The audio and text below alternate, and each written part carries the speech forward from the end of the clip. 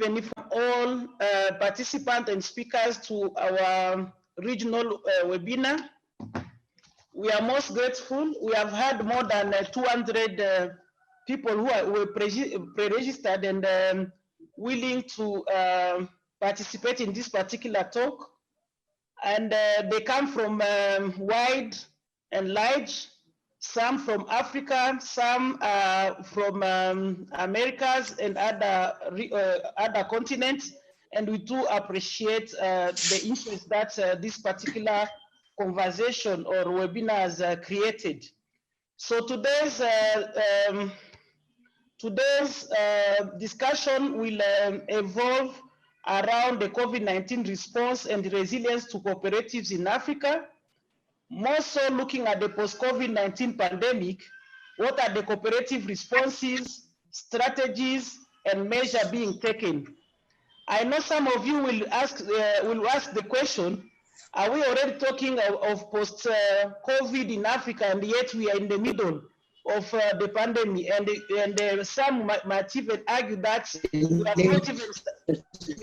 we have not started the crisis yet, per se.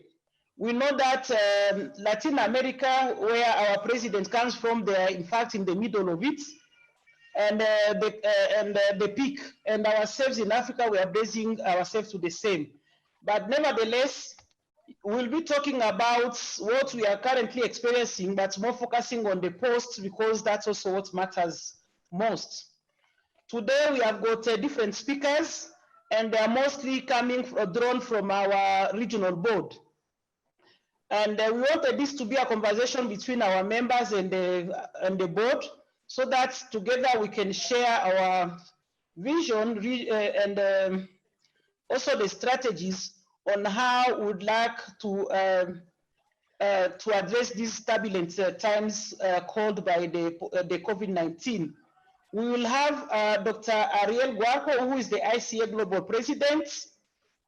Please, can you greet thank you very much.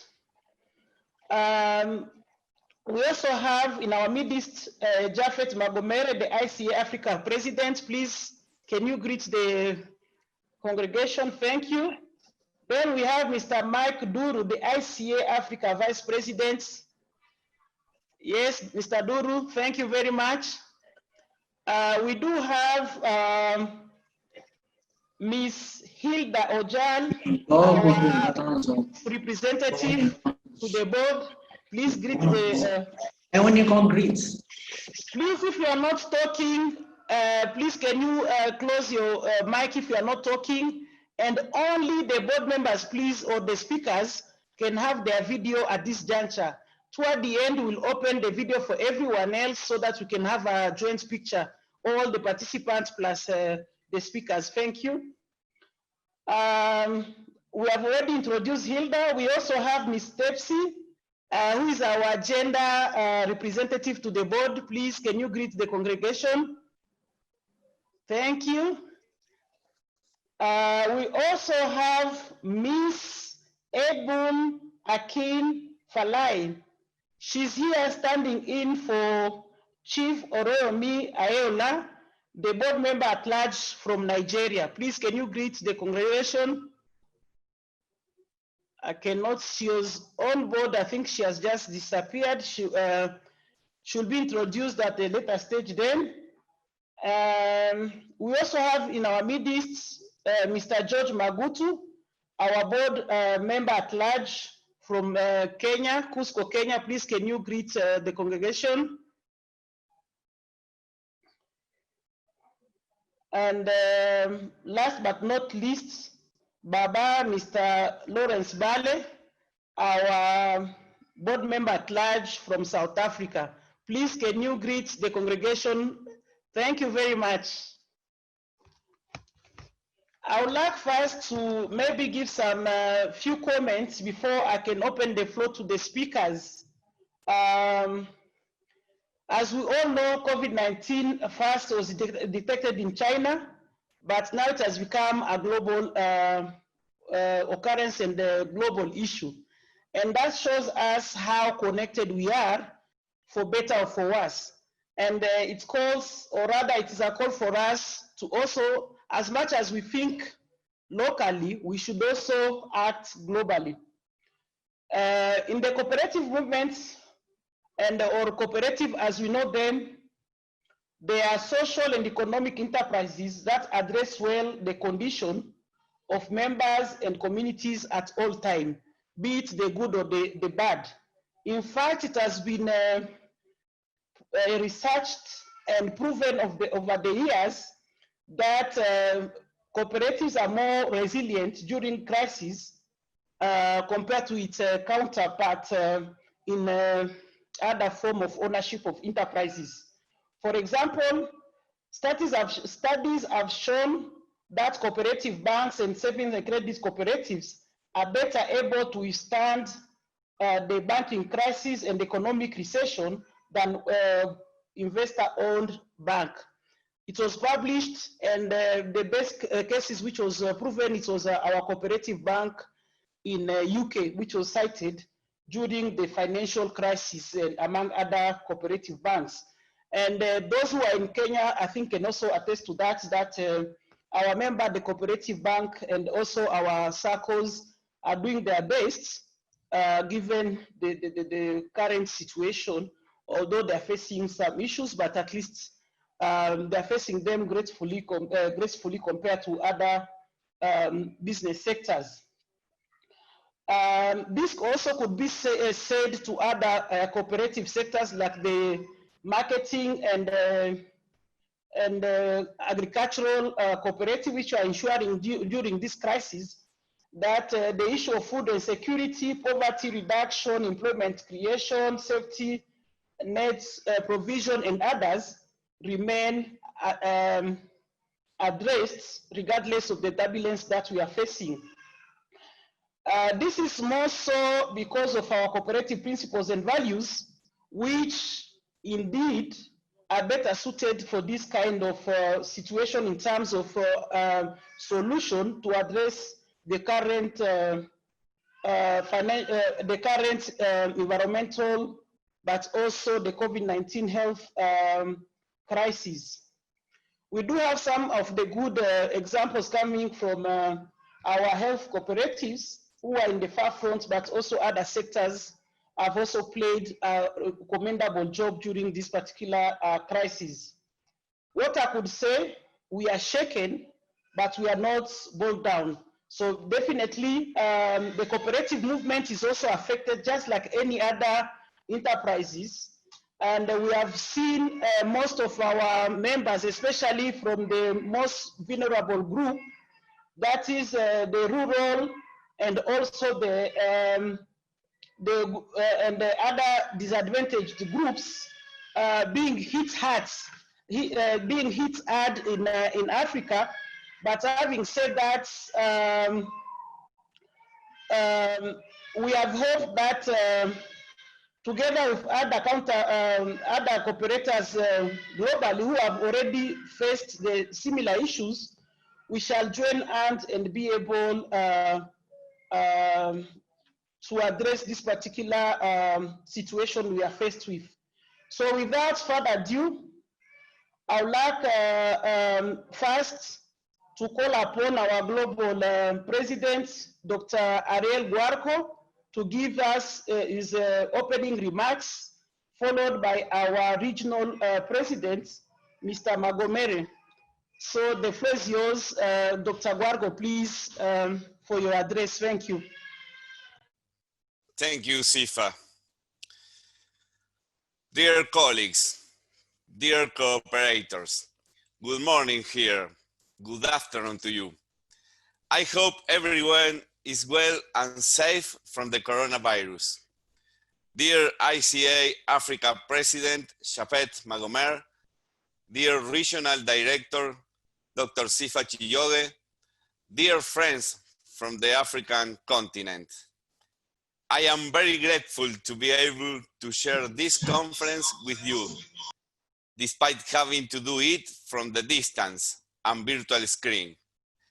Believe me, I really feel the need to meet you face to face, to shake your hands, to share round table, as I usually did it when I had the opportunity to join you in person. I had already planned a new visit to Africa in May, when suddenly this pandemic surprised and stopped or put off all activity and journeys. I deeply hope we can be on the road again as soon as possible, meet you and enjoy what we, the cooperative members, like the most. Get together, talk to each other, share moments and plan the future. Of course, we all know what the priority is today: to take care of ourselves, our loved ones, and the members of our organizations, to save as many lives as possible, to ensure the less quantity of people infected. Although news have not arrived from Africa as dramatic as it happened from other regions, I know that you are also suffering this crisis on health, social, and economic axis. In this context, I welcome this initiative of the ICA-Africa region because it allows us to enlighten some ideas and vision, not only to go through this hard time, but also to think about how we are going to get ahead. We are aware about economic uncertainty over the whole world. We do know it will be shocking it, social and cultural issues as well. And we do certainly know that there won't be accurate answers to all the situations until the sanitary processes are under complete control. That implies research and studies on virology, vaccine design and production, distribution and cost. There are many people and many countries in hard working against time. There are not easy explanations and actions to take forward. We are under the voice and recommendation of science. But I see a few points out of questions that I want to share with you. Cooperatives are stronger than other kinds of organizations under huge crises like this one. Cooperatives are managing to take care of jobs in a labor market that is being strongly contracting by the unprecedented fall of national and global economy. Cooperatives are providing services to mass population without disruption, even to those families that can no longer pay for those services. Cooperatives in electrical distribution or internet providers are making communication possible so that physical isolation does not become into an inability to communicate with loved ones and family, so that children can continue with their education at home either, or to be able to have cultural products or logic available, helping confinement easier to get through. We also see every single day cooperatives in dairies and fresh production in rural areas, and also key supplies for the health sector in urban regions. Cooperatives at financial sectors that are refinancing their credits or launching new lines in order to maintain the basic consumption of family, and so that production is not fully stopped. They are dealing all this and more, as I state, in a context of strong destruction of jobs in the global economy, but also in a context drawn by the inability of large consumer chains to guarantee food and other basic goods for the entire population, the lack of essential services in many places. Mass media communications in some countries, not all for sure, are increasingly promoting social fears and hatred rather than prioritizing the care and welfare of all of us. What are the nations doing in the meantime? They are occupying the center of the political scene. Many states have withdrawn from welfare key sectors and have left the field of action at the mercy of the profit sector, the famous and misguided spill theory. This had devastating effects, especially in the field of health, for instance. We also see, as happened over 10 years ago at the subprime crisis, that public resources are made available to large companies to avoid bankruptcy, both in powerful countries and independent countries as well. We would welcome this kind of decision if they would serve to avoid the increasing destruction of jobs, but we do know they do not provide definitive solutions. Once again, what is revealed under an unprecedented pandemic crisis like this, hitting at global level, is that the world cannot overcome it without cooperation. I could say great crisis because when we finally get out of this pandemic, social inequalities will surely have worsened. Ethnic conflicts and global tensions will probably have been further exacerbated, and we will probably continue suffering the effects of our own constant aggression against nature and the environment. Regarding this last point, it is not by chance that we have chosen climate action as the main theme to celebrate this year our International Day of Cooperatives. We are aware that an uncontrolled and unnecessary rhythm of production and consumption, bonded to the logic of permanent increase in profits, lead us to a dead end on a global scale in not many more years.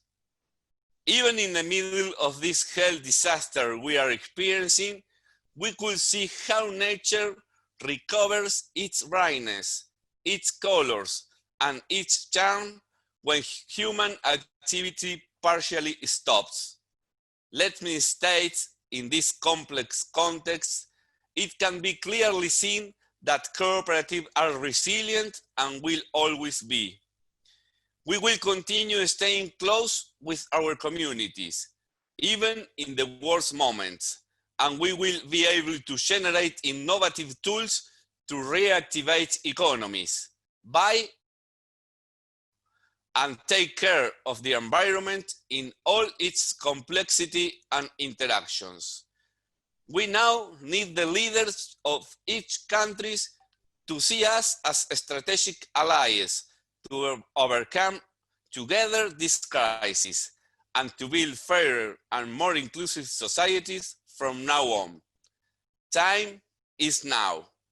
We cannot return to a normality that excludes millions of people from basic goods in order to have a decent life.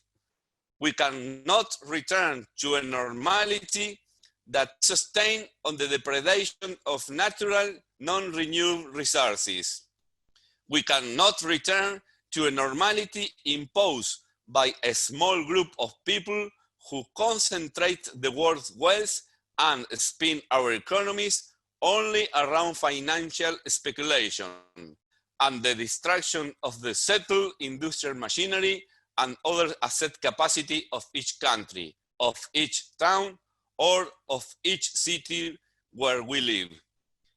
Cooperatives have a different perspective, a different experience, and a different proposal. We start from the local, where we meet based on common needs, we debate and democratically choose the way forward. We are rooted in our territories. We are an expression of identity, but also the diversity that exists in each community. We are building an economy based on reciprocal relationships and with a clear objective. No one can lack food. No one can lack decent housing. No one can lack of water or electricity in their home. No one can lack of the economy resources to produce and serve to others. No one can lack of education, health, or information. It is the life, and it is the economy. It is an economy at the service of life. We must also be clear in that. It is time to save as many lives as possible, and also to save economies, but not at any cost.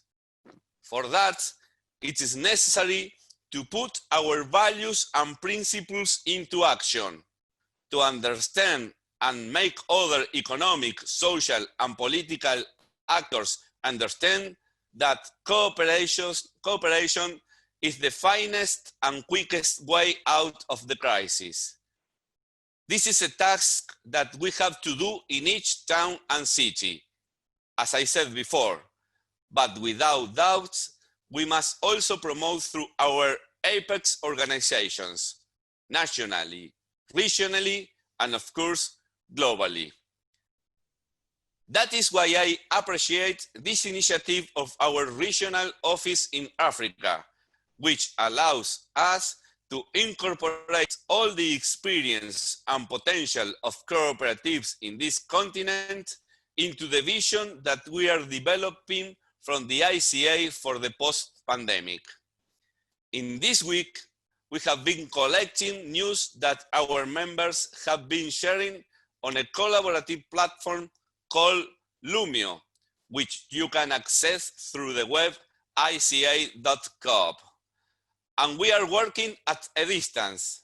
The directors of the board, the global office staff, the regions, the sectors, and the committees, understanding that we must continue to meet, sharing our concerns and proposals, and agreeing, as we always done, on the strategies that we consider more suitable for the cooperative identity to be valued and translated into contribution now and in the next stage in each country, on each continent, and throughout the world. The task, as I said, starts from the local, from each cooperative, but we need to put all that potential in instances like this one that we are now carrying out, and which are also being developing by the other regions of the ICA in order to unify a voice at the global level. Through a crucial moment as humanity, convinced that no one can save themselves and that cooperation is the way to overcome quickly this crisis caused by the pandemic, but also to reverse social inequalities and to stop the natural disasters that we suffer in moments of the misnamed normality. I invite you to continue building together a new normality based on cooperation, solidarity, and social justice. That is the path that we are proposing from the International Cooperative Alliance, and for which the contribution of all of you is fundamental. Thank you very much.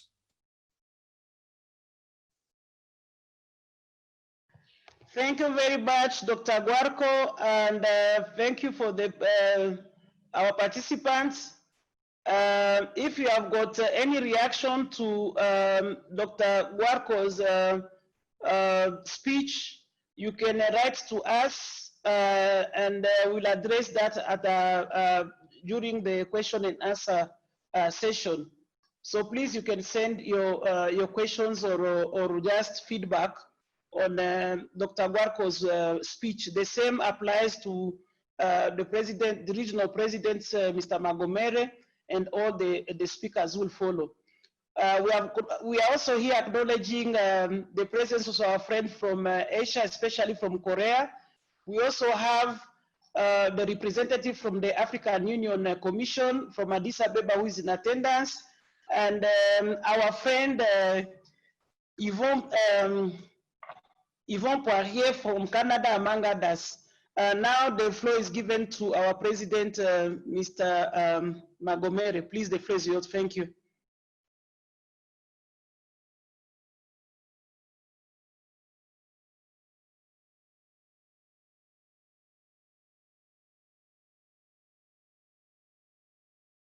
Please unmute, Mr. Magomere. The floor is yours. You are not. Please, can you unmute before you start? Thank you.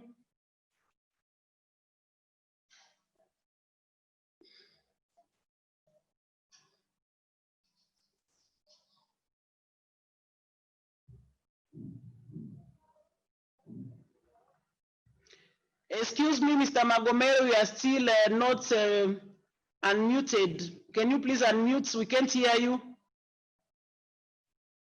Unmute your microphone. It is the microphone, please.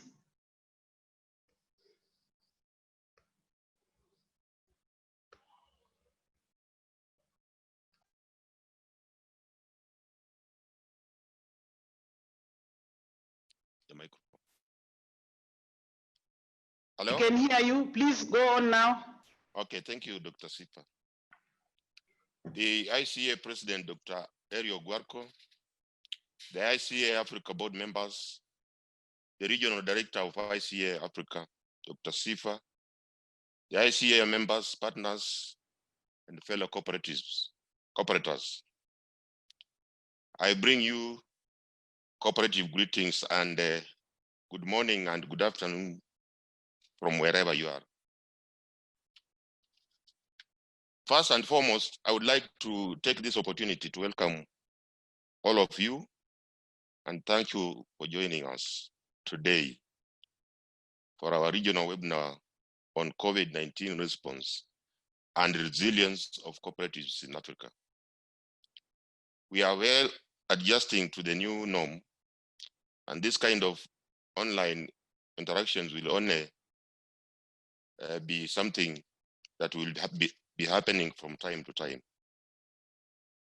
I send a message of love and hope to our beloved cooperators and the cooperative members, cooperators across the world who are suffering or severely impacted by this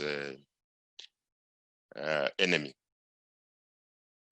And I wish to thank all those who are going to an extra mile to support the less fortunate and supporting their governments in combating this crisis. The efforts by our cooperatives in providing care and support to people affected by COVID-19 shows that indeed we care for the community, as stated in the principle, in the 7th principle of the cooperatives. You will all concur with me that COVID-19 has dramatically changed our way of life, and more so how we do business. In these terrible times, we should all be reminded to keep our cooperative values strong more than ever before. People helping people has never been more relevant or more critical than like now. As many people try to appreciate the key value of cooperation at this very point in time, we, the cooperative movement, should practice it even more. This virus has taught us how hard it is to walk alone, and that no problems can be solved singularly. So, fellow cooperators, in today's webinar, we are going to share with you on how cooperatives in our region have remained resilient in this difficult time. I recognize that many of our cooperatives and cooperative members are suffering the consequences of economic slowdown, and many have closed, if not at a risk of closure, with unanswered questions on their future survival. Some sectors like food retail have been a total stoppage, with others trying to figure out how to adopt it. It is also sad that the women, youth, and children of this region are the most affected during this time. these groups have been exposed more and more to unemployment, hunger, leaving most of them to struggle for little government relief food and other supports. These effects are spreading faster than the virus itself. People are struggling to pay their bills and worrying about long-term effects of the economic recession. Schools have closed, and including churches. This is an entirely new scenario that I hope, working together as cooperatives, the governments, together with the partners, will be sure to overcome. It is also encouraging to see how cooperatives have mobilized resources to support their communities directly or jointly by joining hands together with their governments and partners in fighting this enemy. Many countries in this region have initiated solidarity funds and crowdfunding to support business and vulnerable people, which has seen also the support from many cooperative movements. Being member-based organization, some decided to lift the fifth cooperative principle further with the monitoring and disseminating useful information on COVID-19 to their members and even the public. On the positive, the pandemic has also brought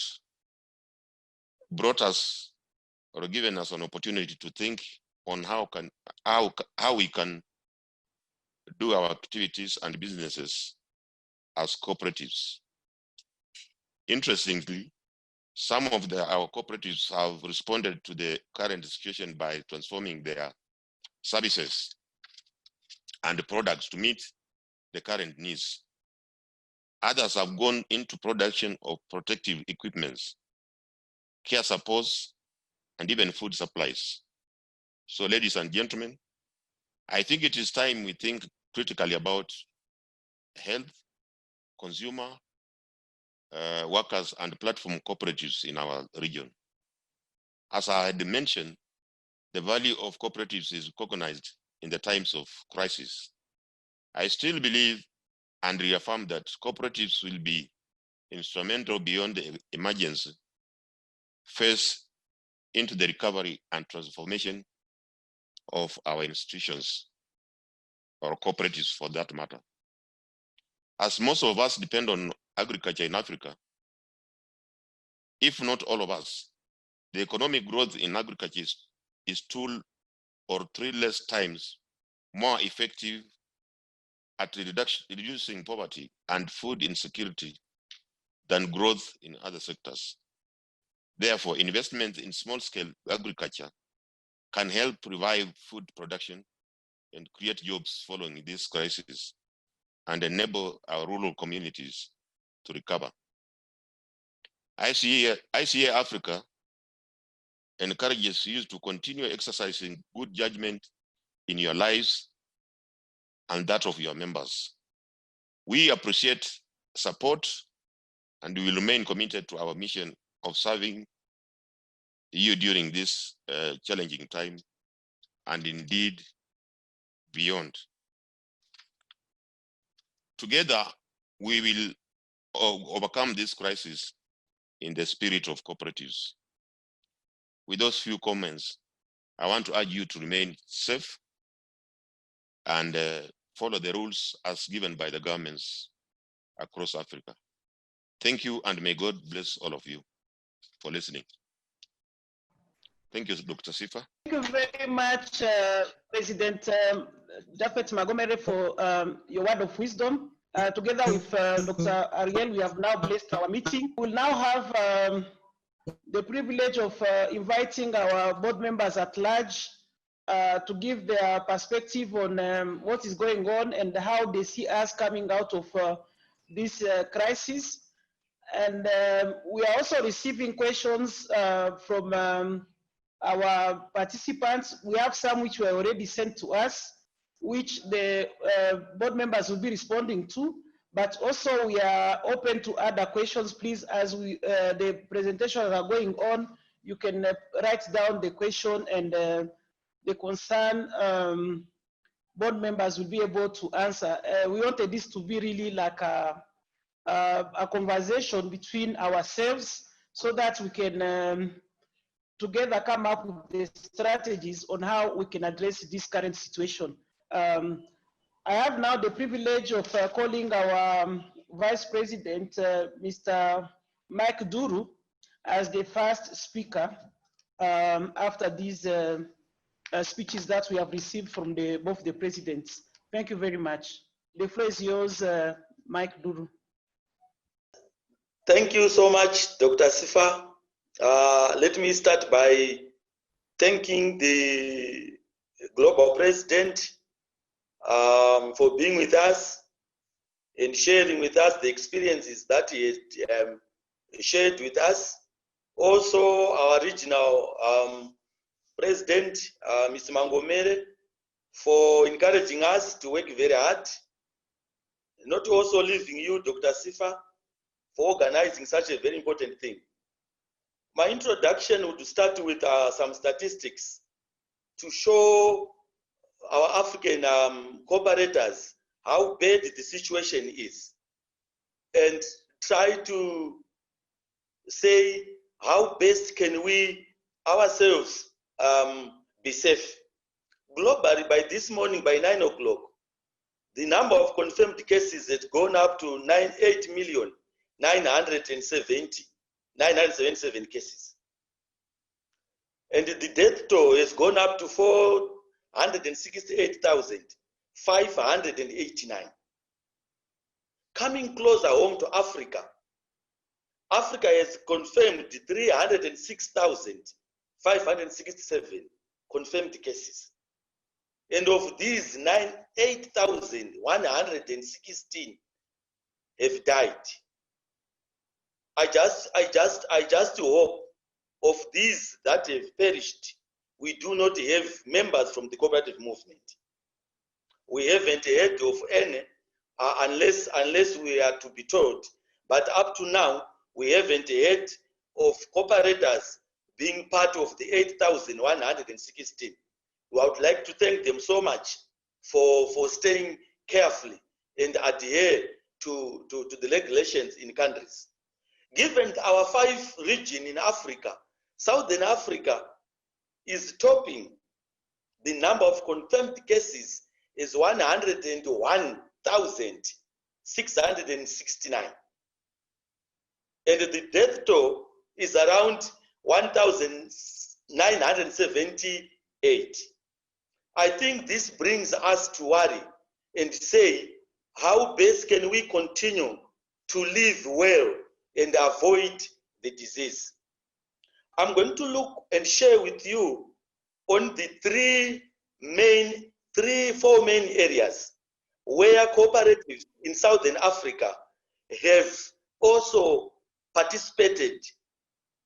One, I'm looking at food security.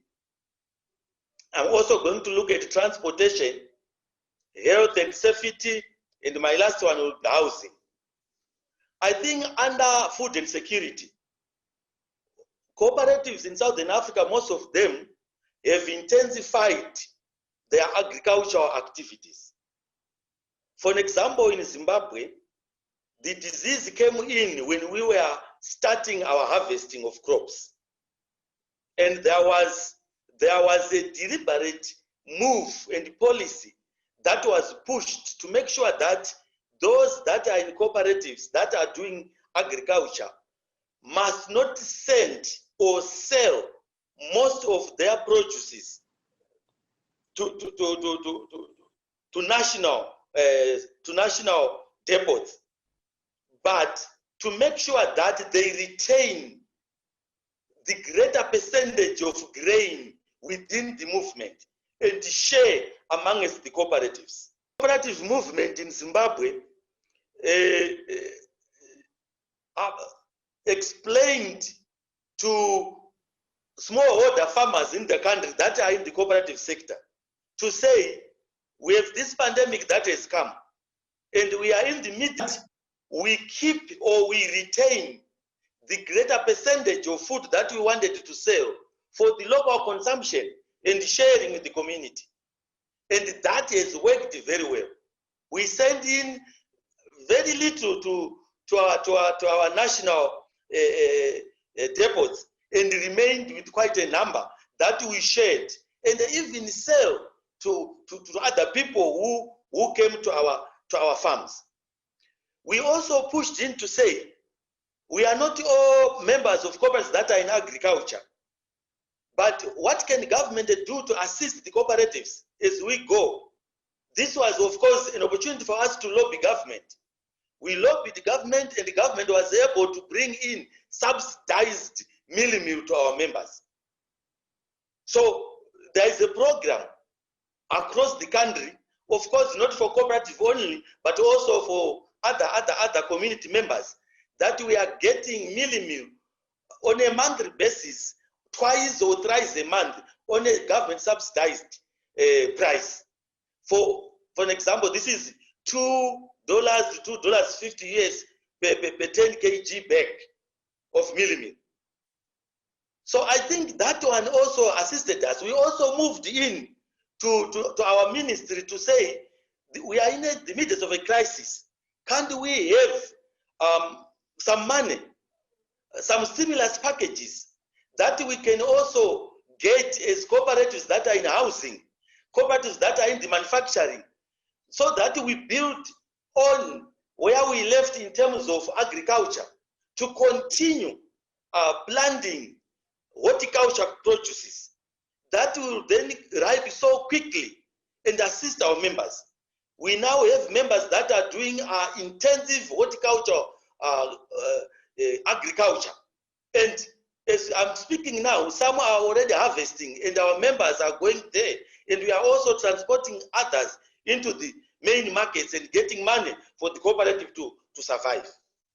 In doing that, we also created employment because we realized that we have got youth, we have got people who have sit at home. But for us to make sure that they get occupied and for us to make sure that we don't waste or lose a lot of money or more money, we had to use our own labor. The members from the cooperative movement are the ones that are working in the horticultural gardens and fields to produce food for their families and for the nation. We also lobbied for the local service providers in telecommunication. We have one telecommunication that we said, can we partner with you so that we have our member online communication? Most of our cooperators, they are now online and they are using even the payment of their loans, even the communication, the getting of information using online platforms. This one has worked wonders. People are not traveling to and fro to go and pay, say, their loans.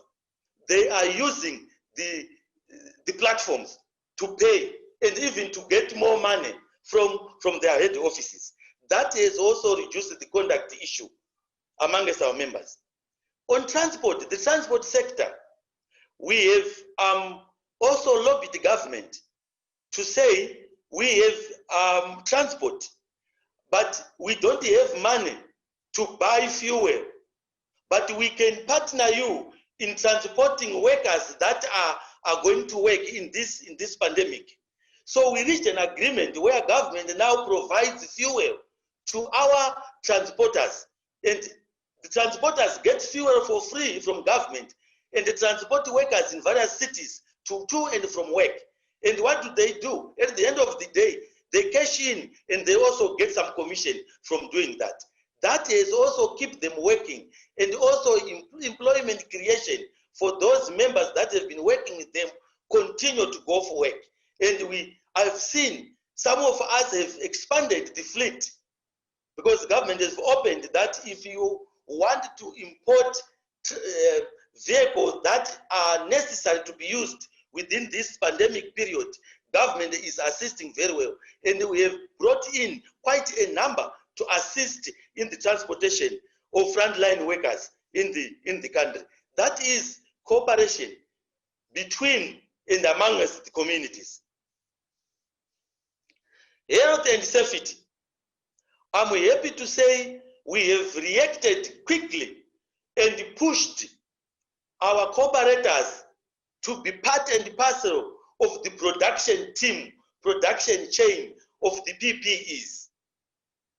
We have 3 cooperatives in the country that are producing masks and sanitizers, and they are in the government database. As I speak now, they produce and they sell to government, and they're even selling to the communities, and they are getting money. Also, we have enlarged our employment base. More members have been employed, and they are also contributing by donating to cooperative movement and the community at large. That has also put us on a map. And you know, if you operate at that level, you also start synergizing some synergies with other organizations that are local and that are outside Zimbabwe. A lot of collaboration is coming in, and we are very happy because we are there when things are happening. On the housing sector, housing, we have settlements that are not yet habitable, but there are people there. There is absence of water, or there are pipes of water that are there, but they burst because quite a number of people have come back home, and they have moved in those small settlements. We have arranged and come up with what we call building brigades, where within the cooperative movement, we chose members and put them in groups, 2-3 groups, depending on the size of the settlement. These members would then react and repair any damaged pipe, any burst pipe within those settlements. We are not waiting for council, local authorities to come. We are not asking government to come to our settlements, but we are going to government and local authorities to get assistance, the technical assistance that we don't have, and then repair the burst pipes so that we get water on a daily basis. That we have managed to do, and we have no problems with that. We are getting materials from council, that's their bit, and the rest of the work on the ground is being done by these people that we have put in groups, which are led, of course, by technical persons within the cooperative movement. Then the housing provision itself, that one, I think we have learned a lot. That is a gray area that we really need to work hard on. A number of our members, of course, they have plots, but they haven't built houses. And for us to move them to sites that have no services would be a catastrophe. But we have managed to discuss with other service providers that have produced, that have assisted us in having tents. We have put up tents to accommodate members so that they cannot sleep outside. And we have provided them with necessities. These are bulk water being transported to these sites, and movable toilets that are also there. But I think way forward for us as cooperatives is we have been exposed to this disease, and there is need for international cooperative support and solidarity. Those things that Zimbabwean cooperatives don't have or are not able to do can also outsource from South African cooperatives, from Namibian cooperatives, from Sudan cooperatives. I think that international support and solidarity concept must work to our advantage in this problem. We need to assist each other across the borders so that we make sure that we don't continue to lose money when we are not going to employment for that. I think also we need what we call creation of inclusive community-based groups, of course led by cooperatives or by local authorities. In example that I can give is the disaster response committees. Cooperatives must be part of that, not to be bystanders. They must be part to that and also contribute to the policies that are going to work for the betterment of the community and our members in cooperatives as they are. Another point that we need to work very hard on is the strengthening our data collection systems. We must know each other. We must know where our members are. We must know what they are doing. We must know what they are capable of doing and not capable of doing, so that we see and know what type of assistance they need and at what level. If we don't have that, we run into problems because we take things that they have, or we don't get, or give them things that they have, thinking that they have those things when they don't have it. So I think the issue of strengthening our database collection from this pandemic is very important going forward. Truly appreciate. I think that is quite an exciting presentation from Mike Duru, who happens to come from Zimbabwe and who has from the global statistics to stories coming from the community. That was a quite impressive presentation. And what I could say that I have learned from is how during this particular period, cooperatives were able to remain resilient in food security, health, and housing, and remain also relevant to the current turbulences. Thank you very much. We'll also hope to hear more from the discussions and questions as they come. But before that session on question and answers, I would like to also welcome Chief Adenuga, who has now joined us. He was quite held in another event, but managed to free himself and come and make a presentation by himself, though he had a backup from Mrs. Ebum, and we appreciate her being ready just to jump in just in case. So coming from Southern Africa, I would like to give the floor to West Africa, that is Nigeria. And at this juncture, I would like to call upon Chief Adenuga to make make his perspective on the COVID-19 and how he foresees it and what is happening from his sphere, which is the southern, the western part of Africa. Thank you. Thank you very much, Dr. Asira. I'm happy to be here with you. The President ICA Global, President ICA-Africa, Mike Duru, and other board members, the participants, ladies and gentlemen. From here in Nigeria, we are making presentation on how we are actually responding to the COVID-19 pandemic for West Africa. The pandemic, of course, posed a very significant threat to lives and economy all over the world. This cannot be overemphasized. In West Africa, which is the scope of this presentation, there have been over 61,000 infections with over 1,000 deaths presently. This is as at yesterday. The West Africa countries we are talking about consist of 16 countries and 2 islands. But in terms of cooperative, we have cooperative just only in 4 countries of West Africa: Nigeria, Sierra Leone, Ghana, and Cote d'Ivoire. Several sectors and corporate bodies are contributing in various forms to complement the government to prevent and stop the spread of the virus. Cooperatives in West Africa are not left behind in this stride.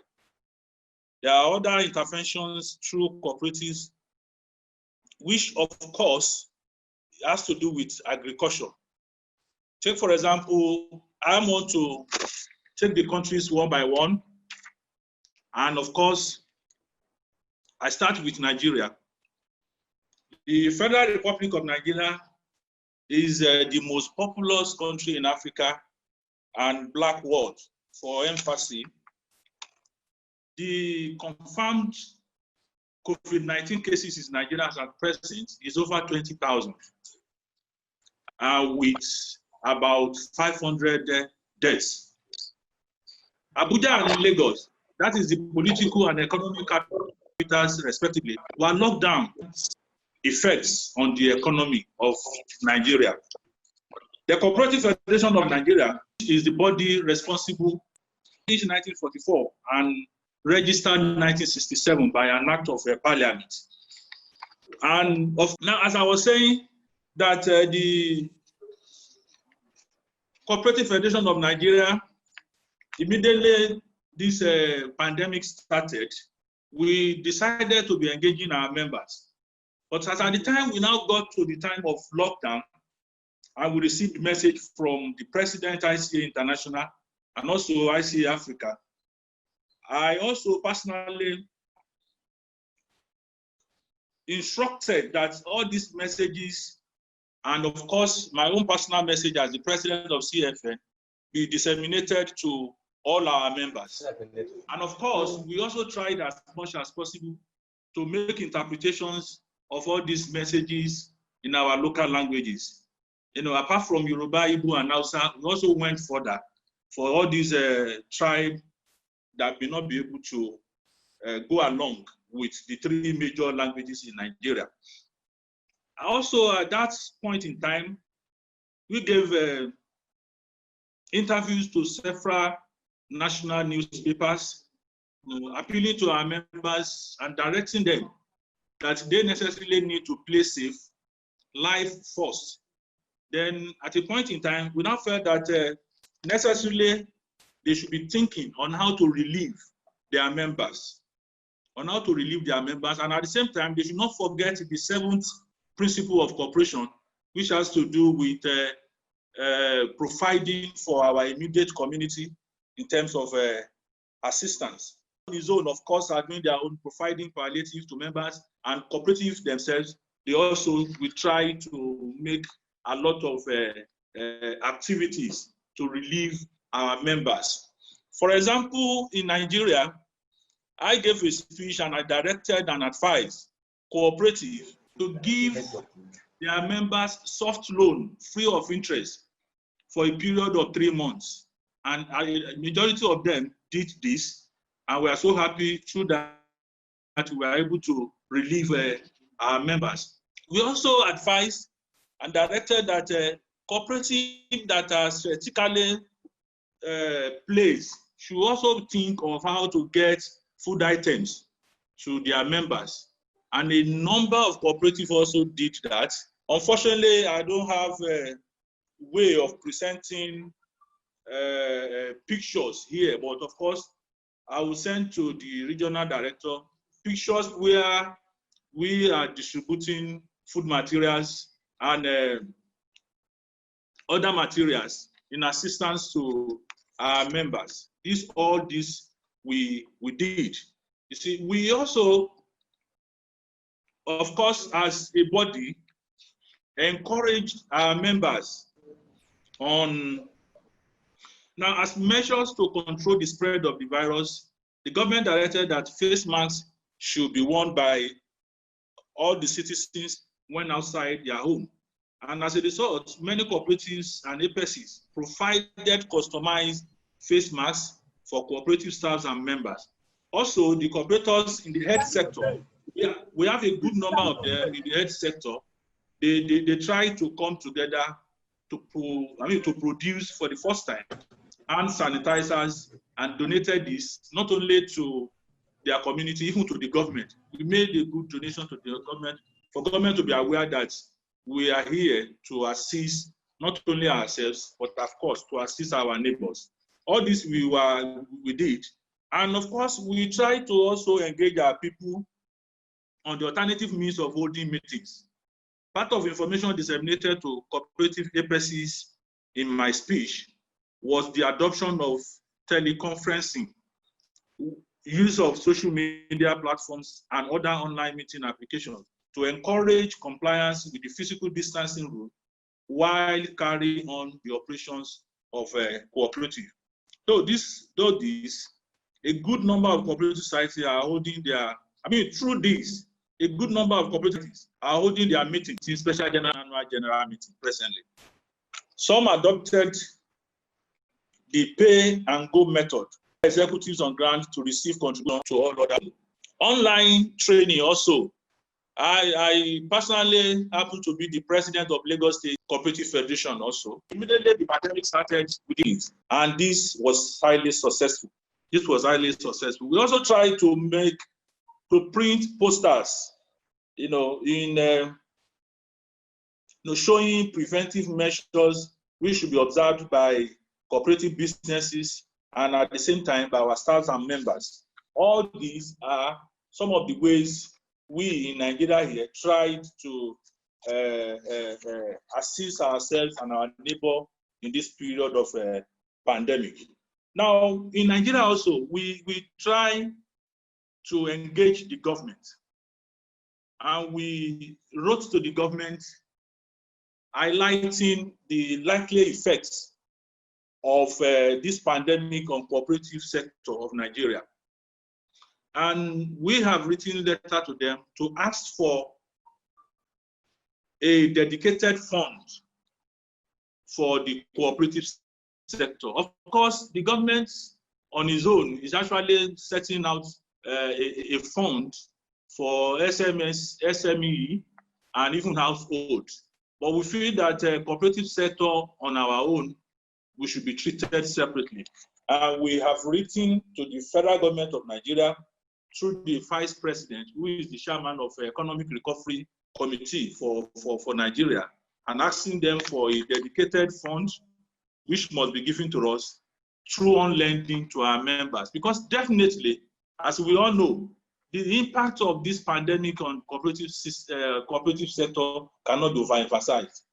For more than 3 months now, there has been inactivity, economic activities around the world. Therefore, definitely, this is going to have a lot of issue for us. But along the line, we also discovered that we have some challenges, in reaching our people, just like what happened with me today now. We have been trying for more than 1 hour to join the meeting, but because of heavy downpour, we were unable to join. This also happens to be part of our issue with our people here. Now, but we tried as the apex body to get in touch with our people and to also assist them. Government in Nigeria also have started with cooperative, agricultural-based cooperatives. Government have started giving them extension services, and at the same time providing seedlings for some of them so that they can do better than they are doing. And as a matter of fact, even during the period of lockdown, the government gave pass to a lot of cooperative agricultural-based society for them to be able to go to their farm and at the same time transport their food to towns so that they can get it sold. Now, for all other West African countries, it's very, very unfortunate. Apart from Côte d'Ivoire, we did not have information on Ghana and Sierra Leone. No matter how hard we tried, we were unable. We got into their sites and all the available communication means we did, but unfortunately, they did not respond. But in Côte d'Ivoire, they also tried a lot by donation of some items to members of the public and even to their members. All this one we saw from Côte d'Ivoire. Even at a point in time, some cooperative in Côte d'Ivoire, for instance, organized awareness creation session for employees and delegates who in turn passed the knowledge to their cooperative at the grassroots. This also came from Côte d'Ivoire. And they also printed a lot of posters, creating awareness and even talking to the government on what to do. These are some of it. In conclusion, there is no gainsaying that COVID-19 pandemic has wreaked havoc across the world, affecting both economic and social lives. As a socioeconomic self-help organization, the cooperative movement has been the savior of members who found succor in their cooperative society. There is, however, need for collaborative effort across countries in West Africa. Also, African governments need to consider cooperative for post-COVID-19 reconstruction of the economy and livelihood of Africans. Finally, the director and the president, ICA-Africa, I think there is a lot of need for us to expand the tentacles. And just as I said from the beginning, we have 16 countries and 2 islands in West Africa, and it's only in ICA. I want to believe that all other 14 and the 2 islands, they also have cooperatives, but they refuse to join. We need to do everything possible to encourage and one of us. Thank you very much, Doctor and the President, for the opportunity given us. My President, I greet you, sir. Yeah, thank you very much. Thank you very much.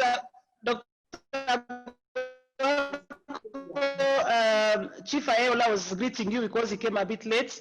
We appreciate the presentation from Nigeria, that is representing West Africa, and what I got what excited me most about it was how they invested quite a lot in communication and tried to translate in the local languages to try and save their lives, because dead people cannot cooperate. That was quite insightful and very important. And what also struck my mind was the soft loan to members, which are interest free, and all other donation that the cooperative movement has played in this pandemic stage. And we are looking forward for more activities and actions from our cooperative members there in terms of the post-COVID-19 and now activities. Without further ado, I would like now to be fair to our ladies who are on board. I will start with our youngest, that is the youth representative, who will also give us her perspective on the COVID-19 in Africa, and as youth, what they are doing and what also they intend to continue doing post-COVID-19 period. So Hilda, the floor is yours. Thank you. Thank you, Dr. Sifa.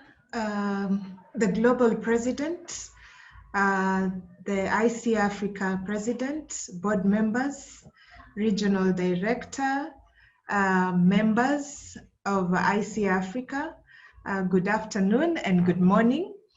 It is indeed true that the novel COVID-19 pandemic has actually disrupted the value chain, and the supply chain functions have also been disrupted, meaning that normal operations of youth enterprises have actually been disrupted.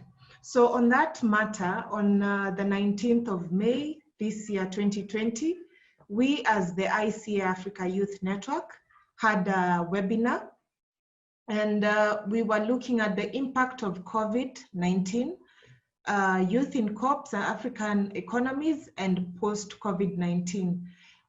This webinar actually saw young people from different networks and organizations come together. That is from the Global Youth Forum, which we had in Malaysia. We had a team of Africa, and we also had our team from the Global Cooperative Entrepreneurship Program, which has expertise from the mentors and also participation from the ambassadors. We had the youth network itself. We had young people from Africa Youth Commission who joined us to just discuss about this issue of the COVID-19 pandemic. And of course, we have youth businesses, business enterprises having issues, especially the startup ideas and those ones that have just, the businesses that have just begun because of a decreased number of customers. And this was just because of the social distancing regulations that have been put by the World Health Organization and of course even the governments. And of course, we know it is for our own safety, but the operations went low, meaning that there was low output.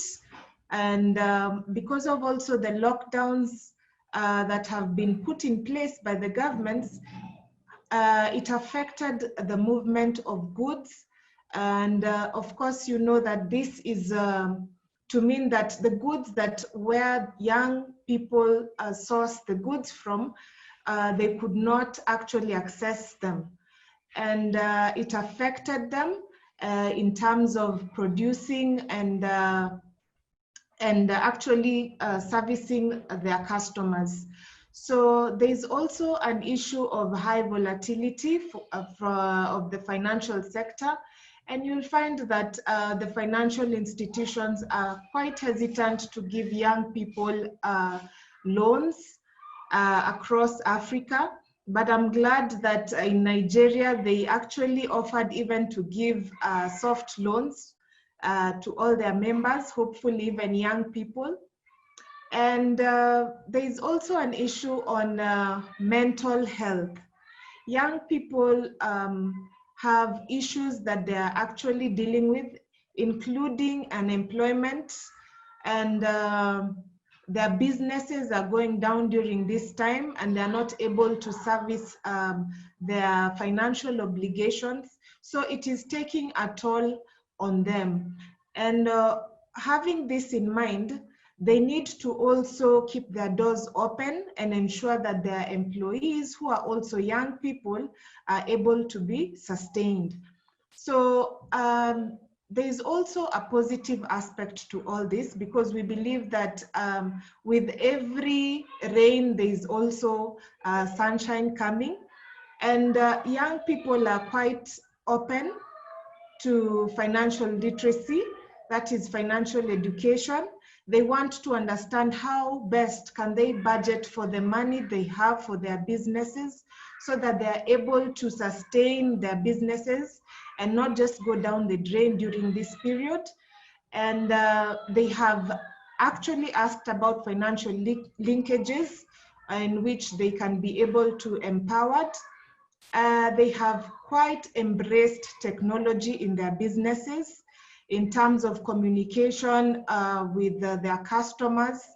And they have moved from the traditional way of businesses to a digitalized platform type of business, where they are able to interact with different customers, their producers, their suppliers, sorry.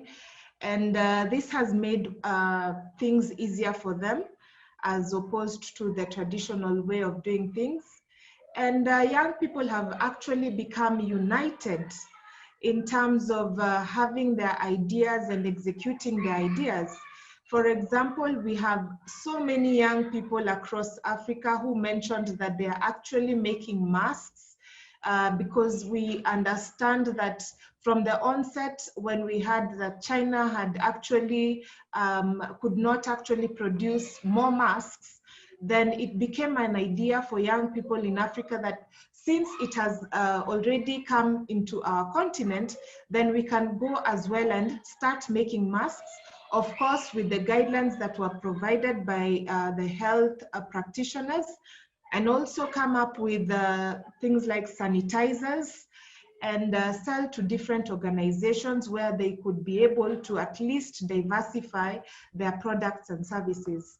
So in short, this has actually been a positive way of looking at the COVID-19 for young people. But at the same time, as I said, we need to address mental issues. We need to provide linkages for young people and their businesses.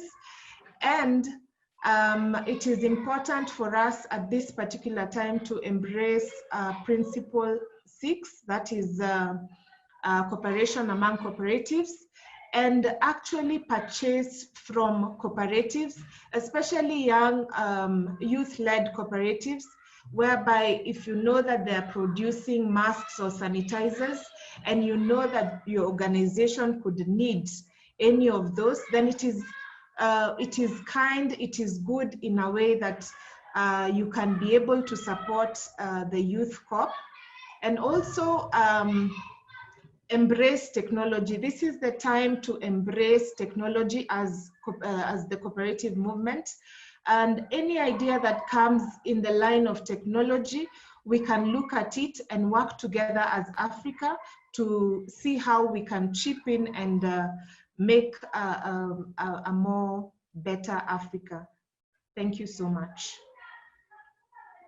Thank you very much, Hilda, and for the various activities you are doing as youth, especially first talking about yourself, that is through the webinar that you recently had, but also for bringing out the issue of mental health, very important, not only for the youth, but for all of us, and for reminding us that, yes, the youth, as they are more, have got more energy, more inclined toward change, have embraced most of the IT platform in doing their businesses, and that is quite encouraging, and we'll have also to discuss that at large as we talk.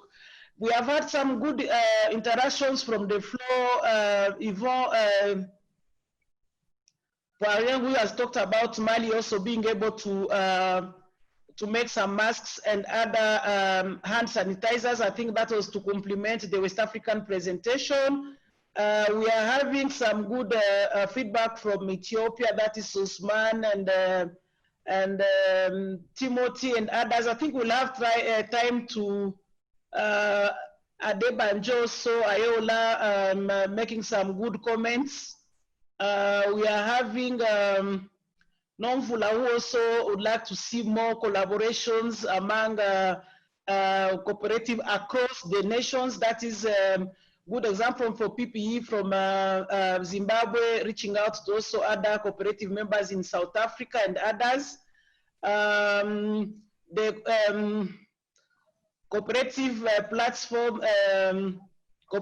platform, which was mentioned by Mr. Magomere, would like to have more courses on the same. That is from Professor Gisheru, and indeed, yes, there is one.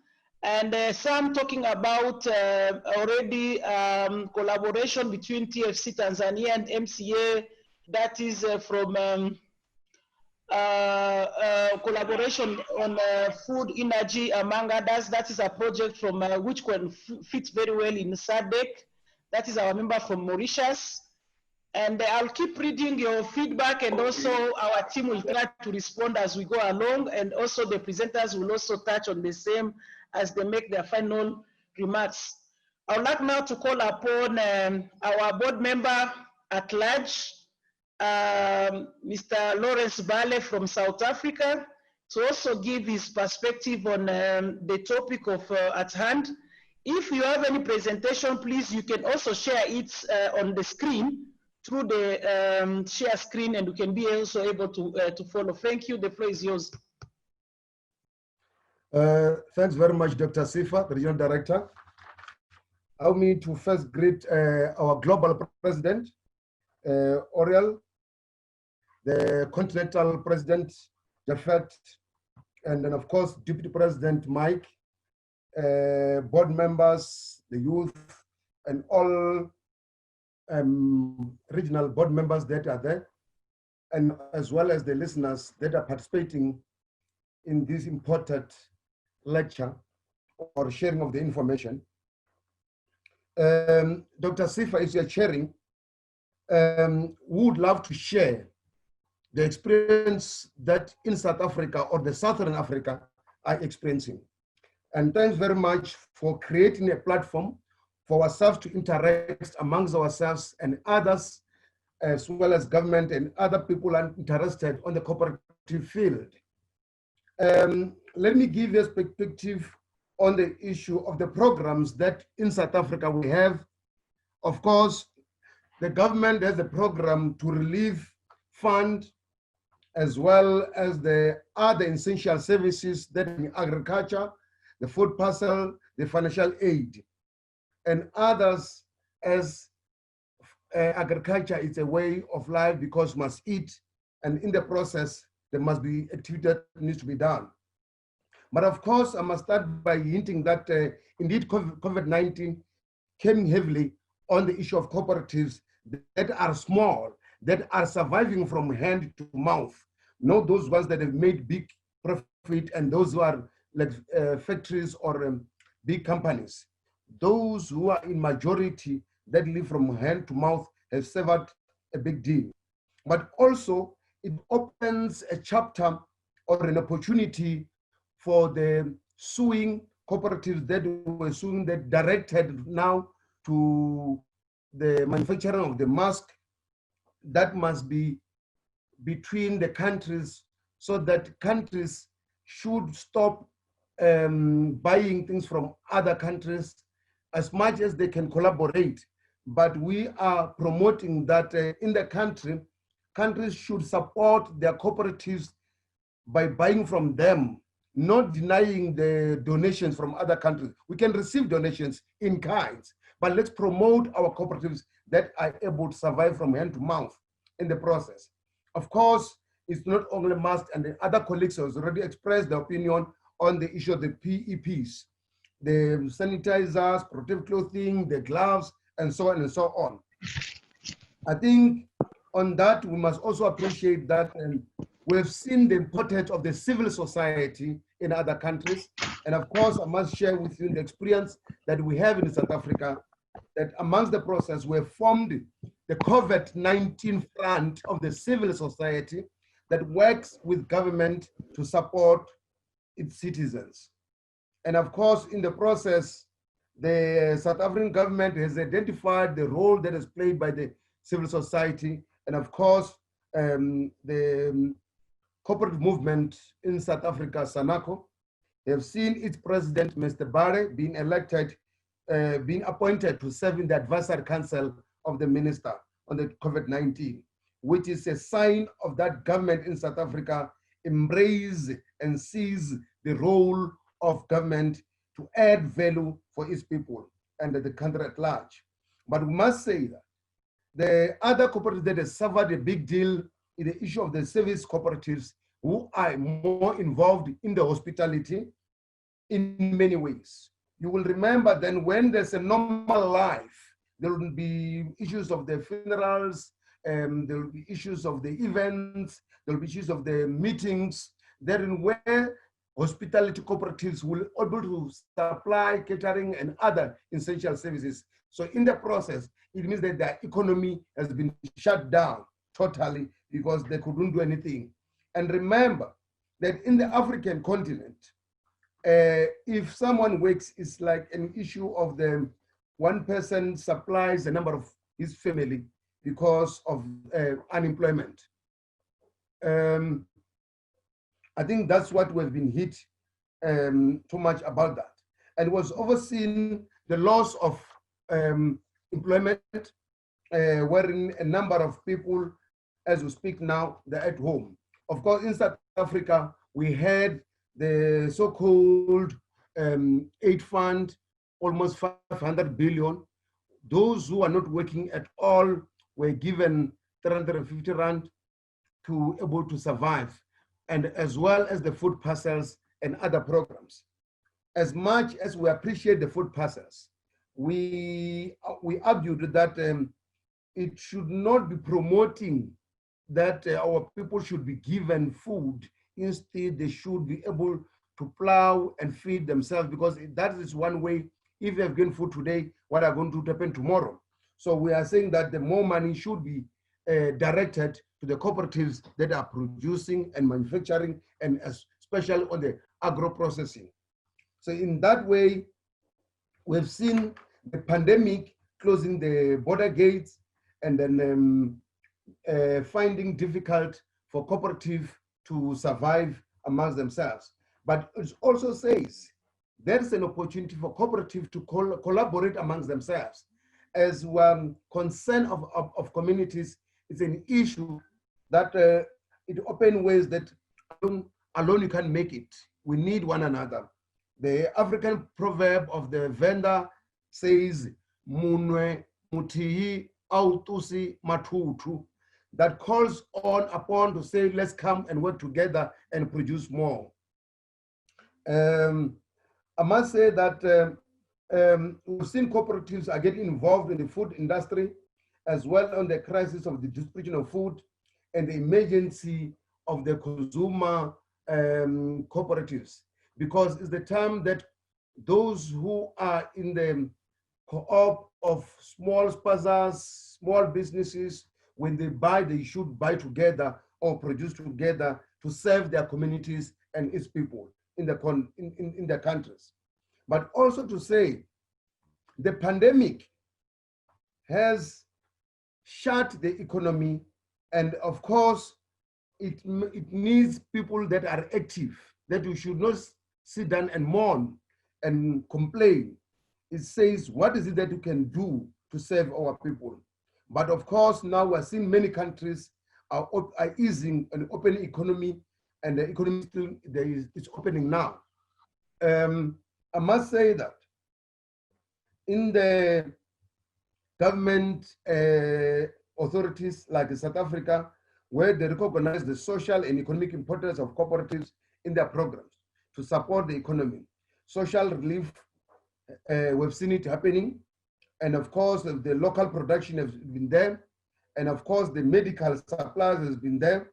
But also poses the say, we should see the African medication that was used by our people then in the Genesis. In countries, in other countries, we've seen people say there are medication that called lingana, or in Africa, they said tea ataba, is the tea of the tea that found in the mountains. That when you drink this kind of medication, it assists in terms of the flu, it releases in terms of the limits the issue of the COVID-19. So that we need to see that we appreciate the indigenous knowledge of our people. I also want to speak more on the issue of the continent and the continent as well, wherein it has stopped us from interacting amongst ourselves, but opening a chapter to say through the visual, we can speak amongst ourselves like it's happening now. That's a practical example that is happening now. I want to indicate further, Chair, and then please, if time is more, I'm eating more time, please, I would appreciate that you can indicate so that I must not eat time for others.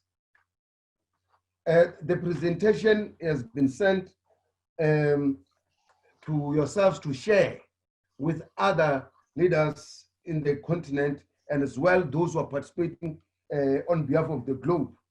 We have seen programs that the South Africa assisting the farmers, cooperatives in agriculture, which we really appreciate. We have seen the unemployment insurance, that's insurance fund, that we're assisting those employees.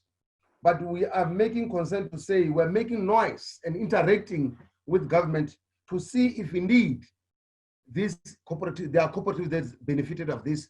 And I'm happy that our government is represented by Nomvula, and which will take some of the issues, say, are there cooperatives that we can mention that has benefited from this? That's what we also need to see that indeed has happened.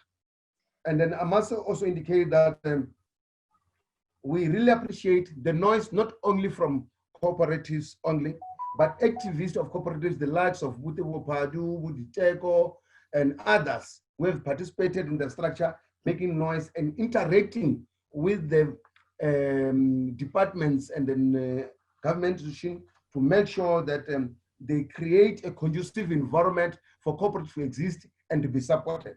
Because when you support cooperatives, you support many, many individuals. I want to say that we... Please wrap up, thank you. Okay, let me wrap up quickly. We also have interaction wherein we are able to speak to one another and come together at the social dialogue in NETLEC in South Africa. And of course, we try to make some interaction with the other countries in the region to find what are the issues that are impacting, and that we can work together in the region or in the continent to defeat this virus. And of course, we remain glued together as cooperatives in the region, as well as the continent, of course, up to the globe. And we are saying COVID-19 era presents cooperatives with a new opportunity for us to work together. Thanks very much, Doctor, and to all that are listening. Thank you. Bye. Yeah, thank you very much, Baba Bale, for your sharing with us your perspective. And you really brought a new perspective, that is cooperative being members of CSOs and playing a greater role together with its other counterpart, that is the civil society organizations. And congratulations for your appointment to the as a national advisor to the COVID-19 committee, that national committee, but also the fund. Those are quite very strategic and important. We hope you leverage on them and make sure that it's for the benefits of all and for greater relationship with the government as well. You also talked much about cooperation among cooperatives, which is very key and more important now than ever. Professor Gisheru again brought that on the interactive chats which we are having. And what I liked most was the indigenous knowledge, which is very important. I like the dimension you have brought in. And I usually say we need to be self-sufficient to be able to cooperate. And this alludes to the same in terms of making sure that our indigenous knowledge and resources are valued and traded accordingly, so that we can be able to make meaningful interaction with others. I would like now to almost touch the end of the presentations with two big perspectives. One is about the gender, and another one is about our circles, and mostly coming from Kenya, which is very strong, and also with an African eye on the same. I think I will call upon, I will favor my fellow woman, and I'll call upon Sister Tepsi to make her remarks before George Magutu, Chairman Cusco, makes his the final presentation from the speakers. So the floor is yours, Sister Tepsi, followed by Chairman George Magutu. Thank you. You're on track, fellow comrade, Dr. Sifa, and thank you very much for the opportunity. Let me take this opportunity to send my warm greetings to my colleagues, and special greetings to the two presidents, that is the global one, as well as our regional president. Indeed, I am going to touch on the response from the gender perspective. I will start by alluding on GBV, that is gender-based violence, and getting to or proceeding to job losses that are experienced by women, as well as what are hazards experienced by our frontliners as women out there. I would first want to share with you a paraphrase from a poem written by Wadia Samadi, who is a writer or freelance writer from Afghanistan. And it goes like this. Once again, he drags my body to the floor. He chokes me, and I beg him not to kill me. Once again, he demands my silence. Once again, he tells me I don't deserve to live. Now, who suffers? Obviously, our children. Program director, extended quarantines, curfews, and other movement restrictions, measures responding to COVID-19 pandemic have led to increased reports of gender-based violence, and especially the intimate partner violence.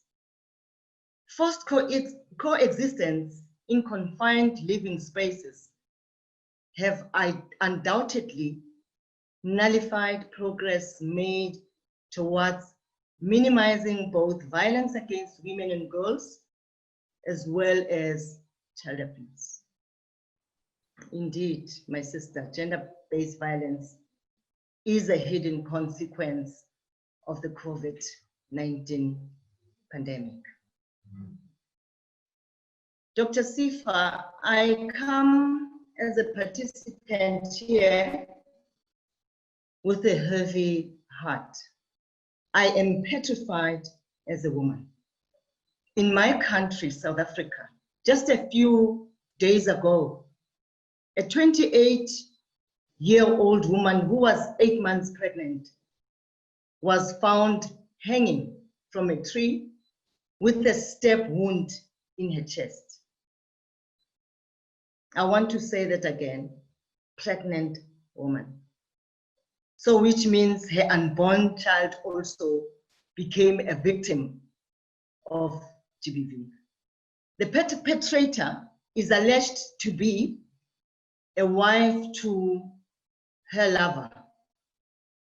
Yes, we as women also are perpetrators of gender-based violence. A granny in my country also was found raped and murdered by a male person. The other brutality, still in South Africa, was 2 young boys, aged 11 and 12 years respectively, who were poisoned by their father and died. The perpetrator remains in custody. Moving forward to Nigeria, domestic violence there is following a similar trend like any other country.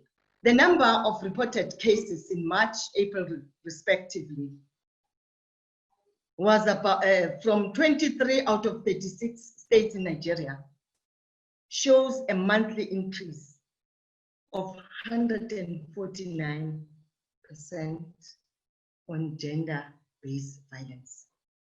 Also, we have seen attacks on women by bandits in northern part of Nigeria.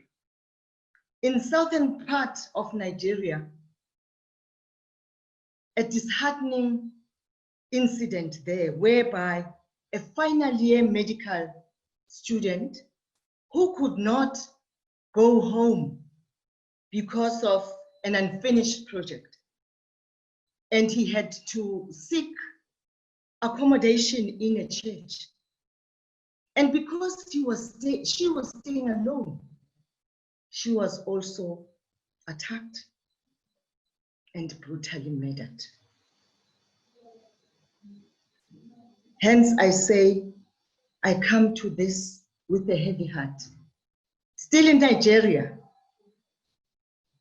it is, in fact, it's not only in Nigeria, but it is in Africa. I must say gender-based violence has become so rife in Nigeria. I don't know what has happened to the society. Going to Kenya, statistics are also very high.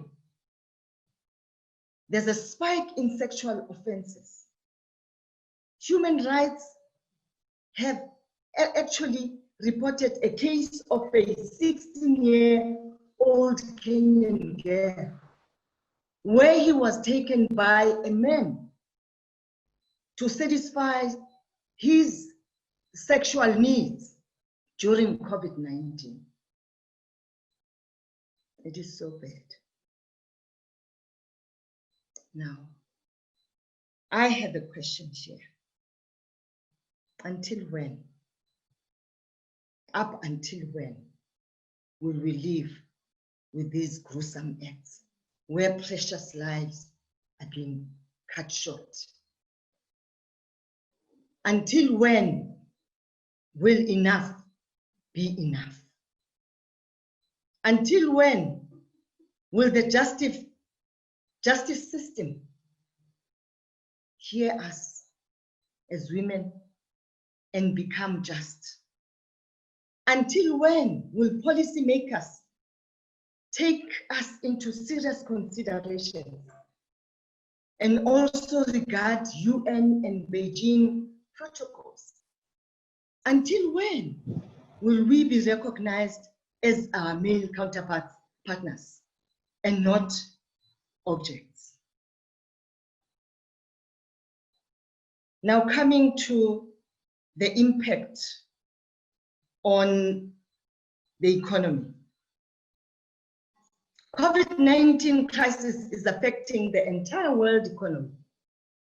Same key sectors of the African economy are already experiencing a slowdown as a result of the pandemic. I'm talking of sectors like tourism, air transport, hair salons, where our women are populated.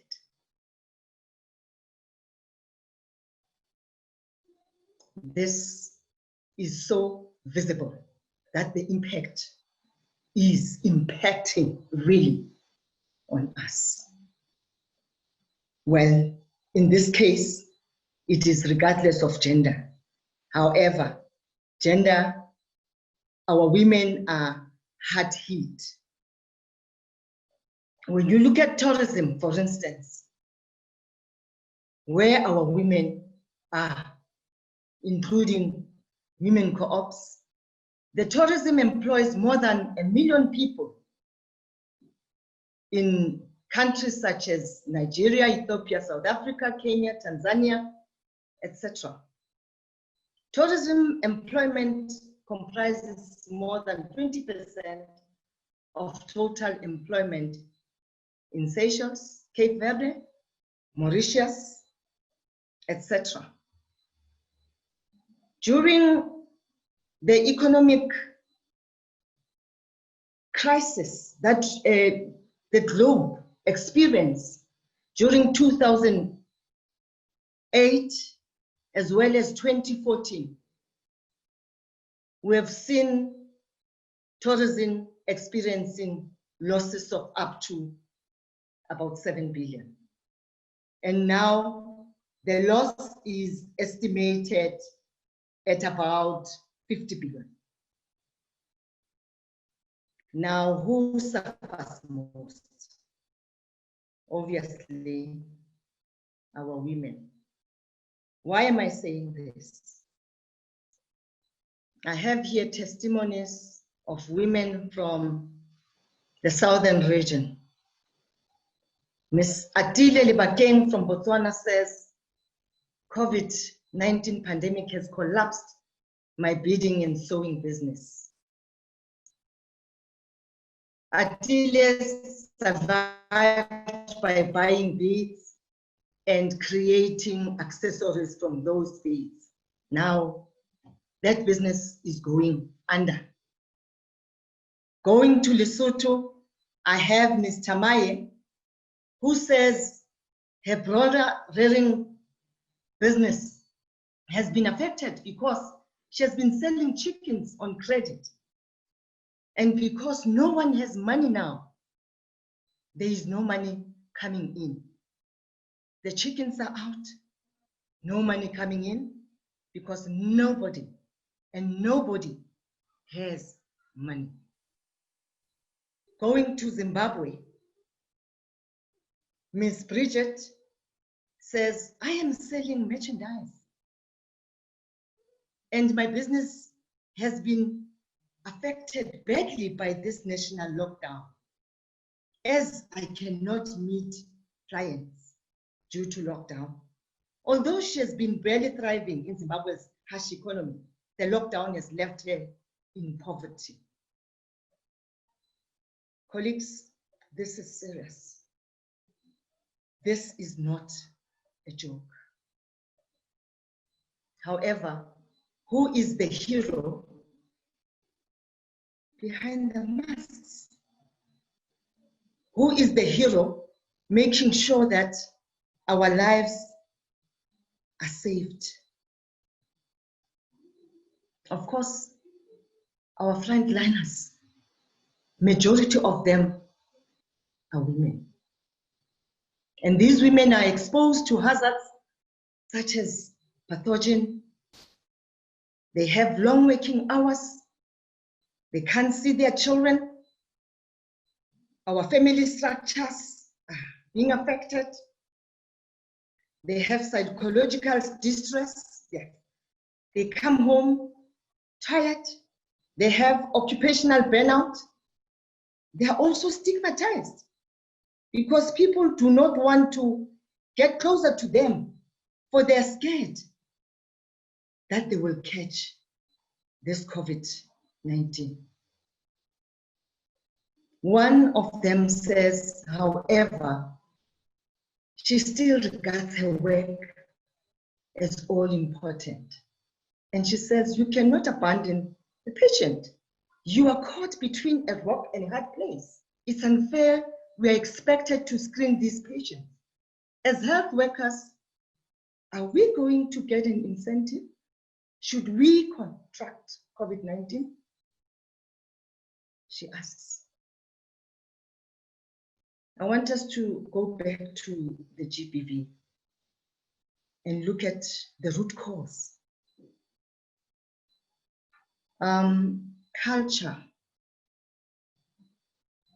is regarded as one root cause.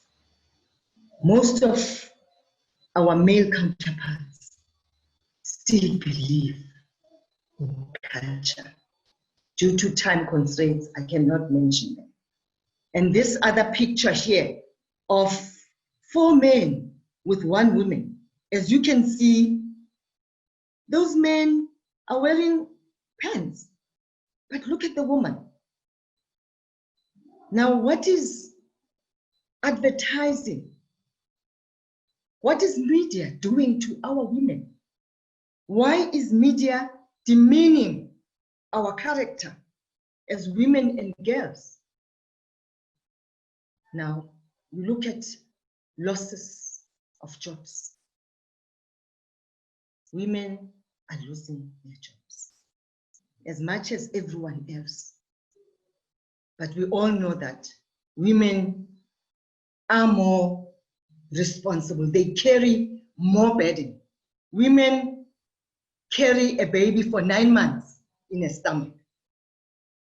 And after delivery of the baby, women continue carrying those babies until those babies are able to carry themselves. So you can imagine the burden that women have. The issue of abuse of alcohol and other drugs. Now, we need strategies, colleagues, to combat this gender-based violence. In my view, effective coordination and collaboration is required within sectors and within Africa as a country. We also have to collaborate with other gender organizations to plot a campaign against these adverts because they cannot carry on. They are degrading to women and girls. We also have to enhance and strengthen existing programs that we have because some programs are out there gathering dust.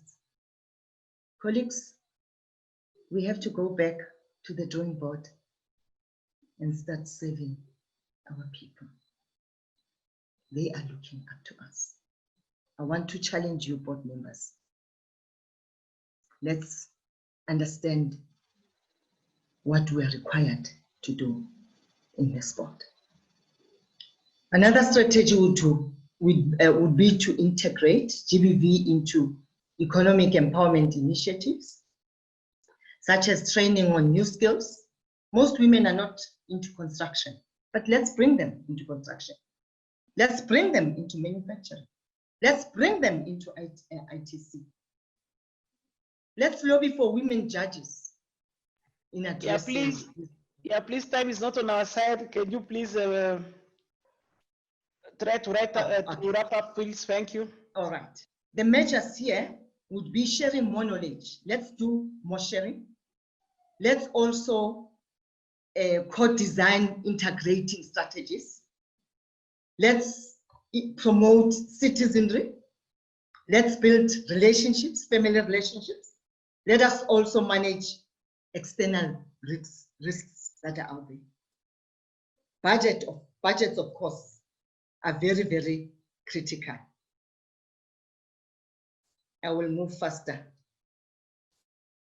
Job losses, let's establish committees or a committee that will assess the impact of COVID-19. Let's also draw up socio-economic recovery plan and lobby government and donors to support this financially as well as technically. Let's industrialize. Let's have a cooperative to manufacture goods. Let's develop a vigorous plan on beneficiating our minerals. And let's strengthen also local agriculture and agro-processing. Let's adapt to business model change. Let's identify opportunities in the diagnostic and therapeutic medical supply and ensure that Africa trade is gender-free.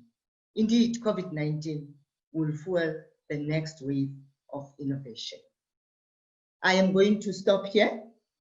The presentation is available. Program Director, I don't want to eat much of your time. Thank you. Truly appreciate Stacey.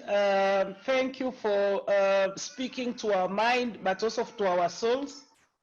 It has been quite an emotional presentation, and we all felt we shared the same sentiments. What I liked most about the presentation is the broad view of gender.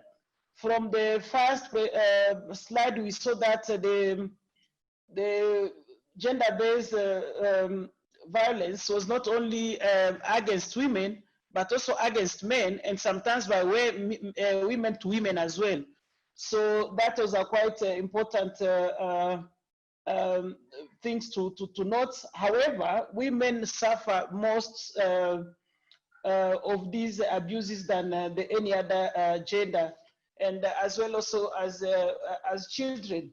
And remember, our cooperative movement is about the new generation. So our children are watching the violences, and that is quite jeopardizing the future generation of our cooperative movement. And women play a greater role in the societies, and indeed they are the majority. So basically, as the cooperative movements, where we value all the genders and we care about all, definitely this topic is of great essence, and I think the recommendation will be quite clear and loud. We have had quite a number of reactions from our group chats, and in fact, one single presentation which had more feedback has been this particular one. So I will urge others also to read and make their comments on all the others as well. On the issue of, we might not, I'm looking at the time and I'm a bit worried.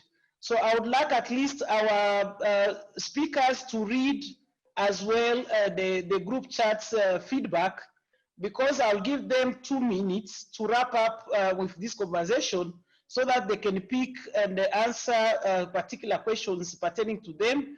But I'm also ensuring participants that will do some follow-ups. If your question is very specific to a particular presenter, then we'll also send, and you can exchange and make sure that we connect you so that you can exchange directly the emails. We'll also, I would like also to inform all the participants that after this particular presentation by George Magutu, I'll request also the participants to open up their video so that our IT personnel can be able to take pictures to immortalize this particular meeting that we have had, a great meeting that we have had. So without further ado, I would like to call upon our chairman, Cusco, George Magutu, to only not bringing the perspective from the circles or the financial cooperatives in Kenya, but also in Africa. Very important, because we know there have been hard hits as people are broke, so they're not repaying their loans. We'll have to, and yet all of us want financial assistance. So we'll have to know more about that. And the floor is yours, George Magutu. We reserve the best for the last. Good morning for those regions are in the morning, and a good afternoon for the regions that are in the afternoon. The ICA Global President, Regional President ICA-Africa, the Regional Director Dr. Sifa, fellow board members, cooperative leaders and participants.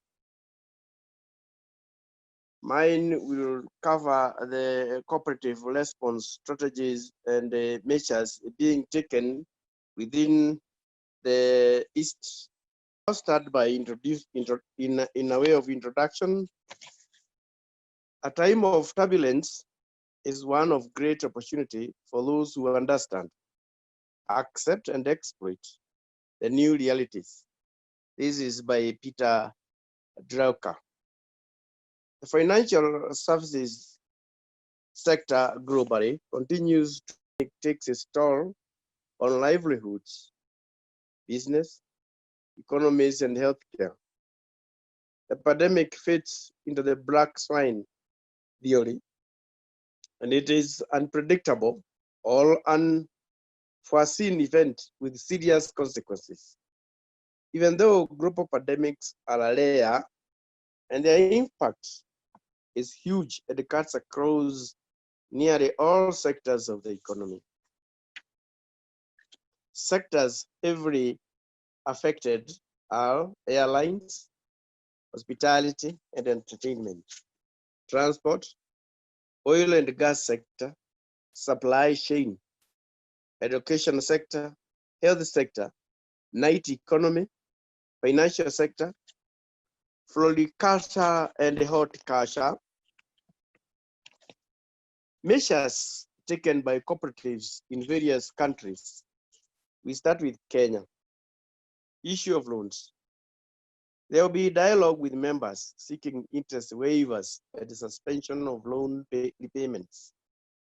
These will be handled on a case-by-case basis. The interest waived should, however, be paid after the pandemic to cushion the circle from cash flow issues. Financial cooperatives should exercise a high degree of judgment to distinguish between borrowers who are temporarily vulnerable because of pandemic and will be able to cope in the long run from those who are unlikely to become sufficient again. Cybersecurity. To prevent fraudulent loss of members' money through cybercrime, there is need for comprehensive systems, audit and adequate cybersecurity systems in place. Withdrawals.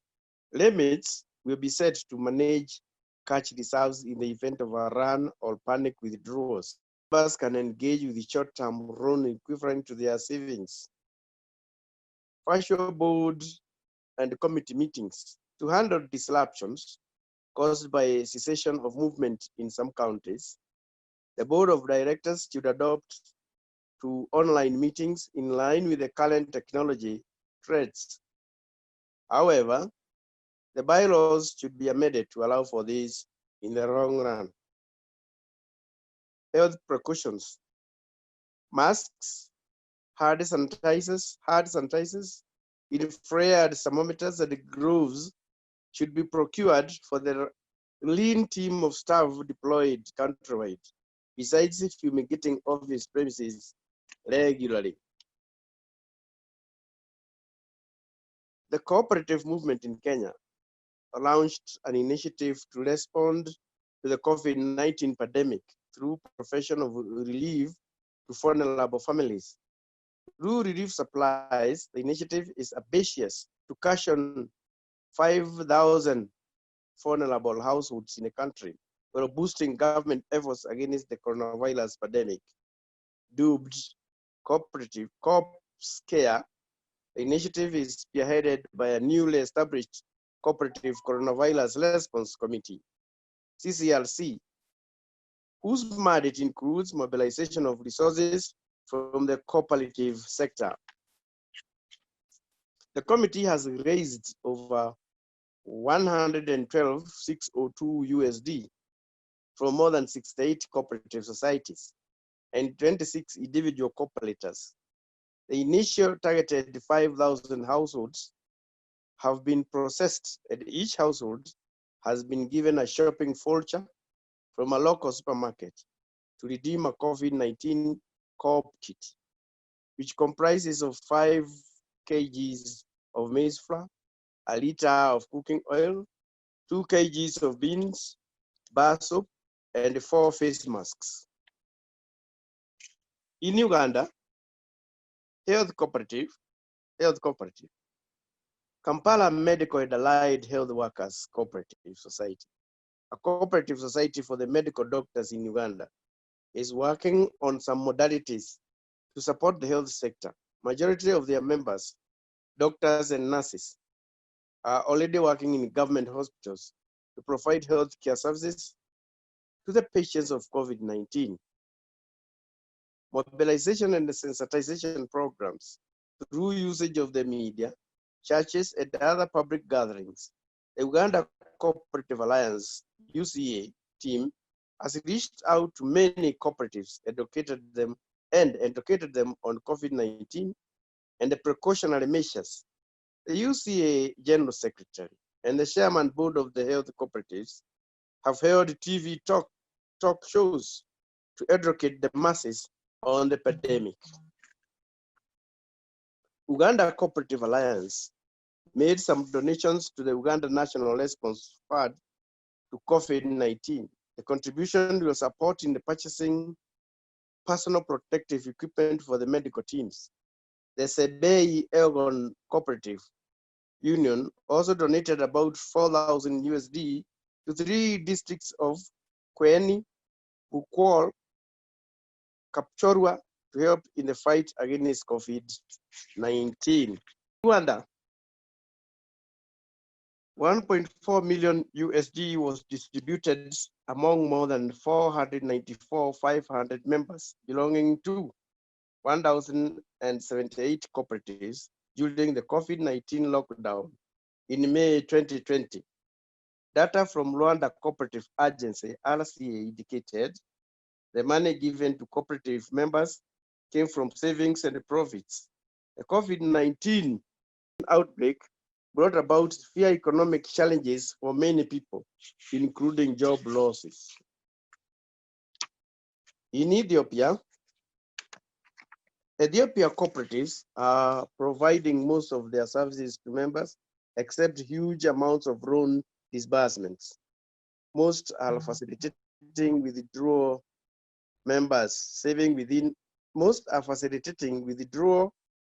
of members' savings within a very short time on a case-to-case basis. Many workers in cooperatives are now working from home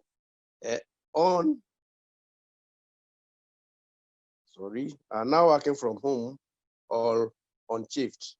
Cooperatives have facilitated transport for their employees. They regularly communicate with members and the staff via social media on the current situation and how they should protect themselves from COVID-19 virus. Thank you. Thank you very much, Chairman Mr. Ogutu, for those thoughts you have shared with us. I would like now to go out of order. We are now 14 minutes away from our time, although we started 5 minutes late. I wanted to pick randomly because we said this is a talk. And I would like to call upon our technician to give those rights. I'll call some few names, and I want each one of them to give the feedback about all that they have heard. Just 1 minute, please. I will try to pick randomly. Professor Gamau, if you can share with us your thoughts on what we have just discussed in 1 minute. Victor Atsu from that is from Ghana. Please, if you can also give us 1 minute, not more than that. Munia, I can see you connected. Also 1 minute, just sharing your feedback. We do have. I saw Nasikela from Botswana. Where is she? I think I saw her. Yeah, Secretary Naila from Botswana. Please, you can also give your feedback. Opemi from Nigeria, 1 minute. Mas Njeru from Kenya as well, 1 minute. Please, can you give those? Yes, I can see from Ivory Coast, you have 1 minute to make a comment. Yvonne Poirier from Canada, we would like also to hear from you. Our friend from that is Korea, if you are still on, we also have 1 minute. Can we please have those ones? Just 1 minute. More than that, I will cut you off. Please go on. The order as I was calling the names, can we have those right? Give them right, Asira, just to give feedback. Hello. Yes, please go on. Thank you very much for your presentation. It's been a great session, and I think I have learned a lot. And it has also given us the opportunity to mitigate it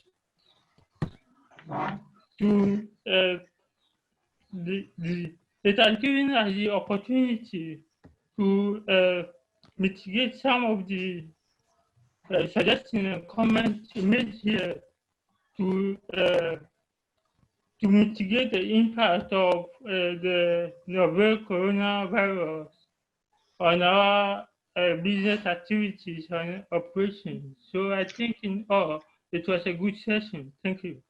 Thank you. Who is that? Please, can you give your name? This is Victor from Ghana. That is Ghana, Victor. That's good. Shimel Tenoi, also you're on the list. Can we have somebody else, please? Just the name and then the feedback, please. Can you go on? Let me start. This is Kamau Ngamau from the Cooperative University of Kenya. In Kenya, mine is just to congratulate the ICA-Africa for organizing this webinar on the issues of COVID-19 response and resilience of cooperatives in Africa. As has been mentioned by the speakers, this COVID pandemic has had very severe global impact on our cooperatives. And I want to appreciate all the activities which have been undertaken across all the regions in Africa to help mitigate the effects of this pandemic with the coming up of PPEs and masks, sanitizers, and other things to ensure the security and the safety of our people in terms of coming up with the ways of enabling people to have business continuity during this COVID period, use of increased technology, which has really helped in ensuring that activities do not stop, but also coming up with ways of helping the members of the communities who have been affected through provision of vouchers and other ways of support of those the ones who have been affected most by this pandemic. So I want to wish all of us all the best, even as we see how to go forward beyond this. There is going to still be a long time until we are able to go through. We have not even reached the peak of the pandemic. And so we can learn from one another. Thank you, Prof. Very much. I think Andrew from Kim is the one from Korea. Is that correct? Please, the floor is yours. I have somebody else. I had called the name who can speak or give any feedback. Yes, please go ahead. Yes, good afternoon. This is Opeyemi Orioye from Nigeria. That's fine. Good. I am happy to be part of this webinar, and I want to congratulate all the organizers. It gives me a sense of belonging that I'm a part of the international organization.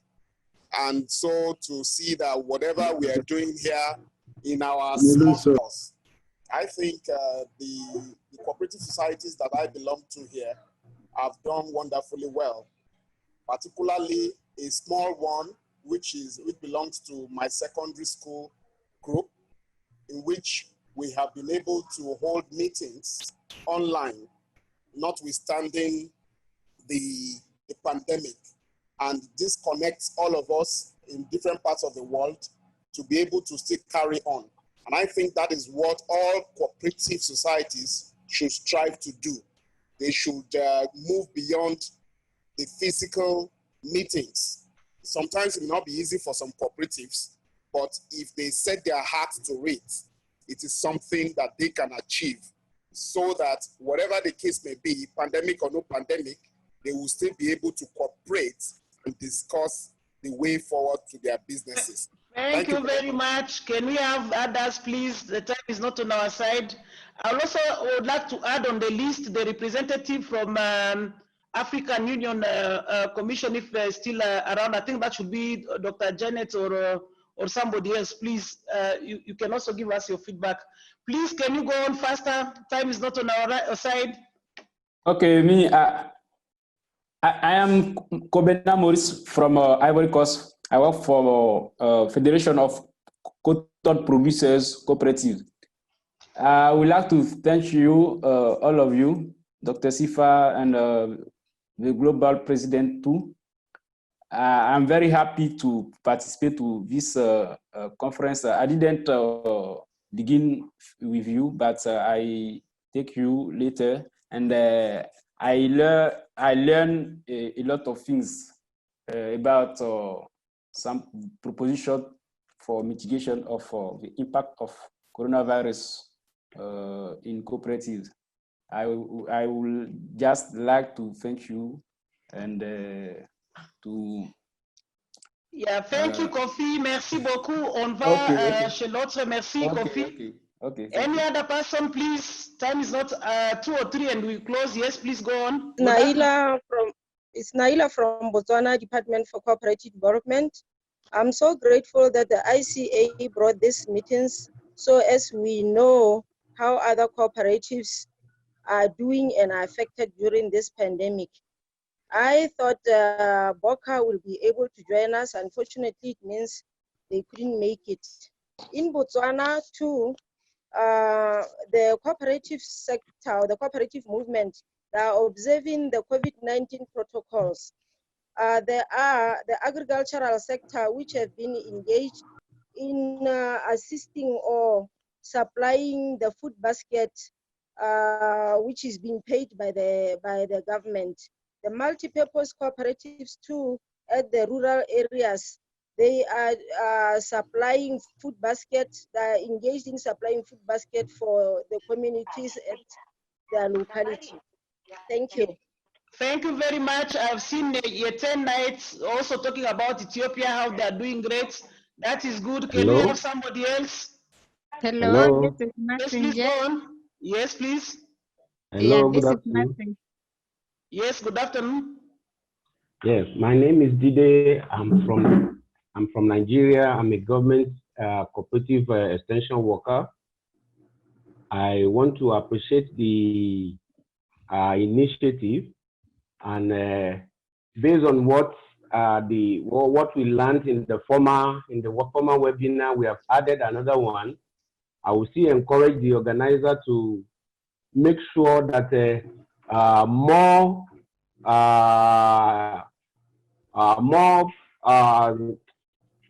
more attention is being paid to some activities, and oversight function should be conducted at interval so that we know whether we are doing well or we are not. So that's beautiful. Thank you very much. I appreciate that feedback. Your board members are listening. Anybody else? We only have 2 minutes remaining. Thank you. Yes, thank you very much, Um, Mr. Dr. Sifa. This is Osman from Ethiopia. Yes. And thank you very much. I'm Osman Surur, Director General of Ethiopian Cooperative Sector from Government of Ethiopia. So first of all, I would like to thank the initiative who are organizing this to really get some important initiatives and how we can overcome the impact of COVID in the cooperative sector. Actually, we are facing a lot of challenges, but we wanted to learn lessons from ICA-Africa and ICA International, especially particularly those cooperatives which are the saving and credit cooperatives. They are the ones who are victim, particularly women-based cooperatives. In our context, we have, more farmer cooperative, more farmer-based, woman-based saving and credit cooperative and pastoralist-based. These are highly victims. So we still looking for some solutions and the lessons from ICA-Africa and ICA International in the next session. For the time being, I don't want to take your more time because we are out of time. I think this better to be continue such a platform which gives a lesson from one country to another country how to overcome those challenges in to minimize the impact, the negative impact of the COVID pandemic. Thank you very much. Thank you very much. The last 2 ones, please. Masengero from Yes, Cusco I'm Chetami Bumba from Nigeria. So I wanted to say that thank you very much for this webinar. It has been very insightful, and more so because of the initiative that is being carried out by all the countries. And maybe what I would want to hear from the board members is what they are doing, especially now that they are in the wake of the celebration, International Day celebrations. What are different countries going to do in terms of the celebrations now that it's likely not to take off? Thank you very much. Good perspective there from Mercy. I would like now to say, Yvonne Pierre, you'll close, then we'll have closing remarks from just one word from Dr. Ariel and also Mr. Magomere. Yvonne Pierre, please, the last one from the participants. Can you say something? Yes, I want to say that along with Dr. Guarco, we are involved in the United Nations Task Force on Social and Solidarity Economy, and there's a lot. With UN agencies, ILO, and others. We are pushing very hard for having a UN resolution this year on social solidarity economy and related subjects. So, inspiring stories here that will help us to put more advocacy work for this. Thank you very much. Merci beaucoup Yvon Pierre, mes salutations aussi à Maman Françoise, merci, bye. And sorry, I will have now to close the feedback session. Please, we'll make sure that we have been recording and the people are taking minutes, and also we are having the exchange, the chats. We shall continue the conversation, but because of, for the purpose of time, there are people who are already very late at night and others very early in the morning. We want also to be considerate. So I'll give now the floor to first, Mr. Magomere, and finally, Dr. Ariel to say their final closing words. Thank you. Thank you, Dr. Sifa. I've been listening carefully. In fact, since we started this, I've not left my chair.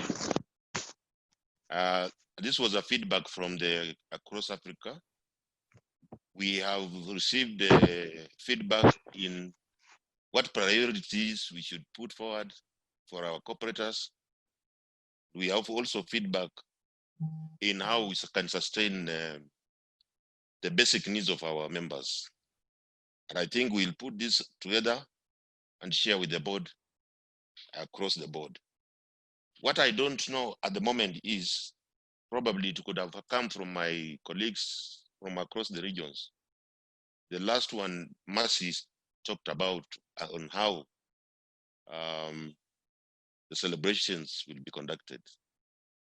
Yes. In some countries, like Kenya, we have suspended them, although we will make a statement, particularly so in relation with the global office that day, so that we can keep the fire burning. And thank you everybody for their participation in this. And this being the first one, we hope to look forward conducting similar webinar meetings to make sure that our cooperatives are aligned with the state of the COVID-19 across Africa. Thank you so much. Thank you very much, Chairman. The floor is now to Dr. Ariel Guarco. Please, your closing remarks, few words. Muchas gracias. Thank you very much, Sifa. I just want to say that this webinar has been incredible.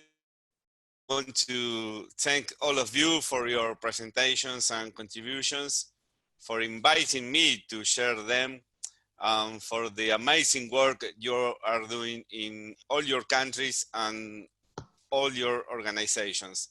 Hope to see you soon. Keep safe and be careful of the coronavirus. Thank you. Thank you, Dr. Guarco and Asira, please. Are you taking the photos? Can we have our camera off, please? We want to take, no, on. We want to take the picture and immortalize this particular time. Hello. We only have 2 minutes and then we say bye-bye because we started 5 minutes late and we want to exactly finish after 2.5 hours. Hello, Okay, Mr. Bashir. may I only have smiles from your face? Smiles from your faces. Smiles from your faces. Smiles from Eric, you're not smiling. Okay, you are smiling. Smiles from your faces. I'm laughing, I'm not smiling. Okay, the last one. Okay, thank you very much. I'm done from my side. Thank you, everyone. You have been a wonderful group. Bye-bye. Thank you very much. Thank you very much from the staff, all the staff from ICA-Africa. They have been working behind the scenes. Thank you for everybody who has participated. God bless you and please keep safe. Bye. Thank you. Bye-bye. Bye-bye. Bye. Bye. Okay. Bye.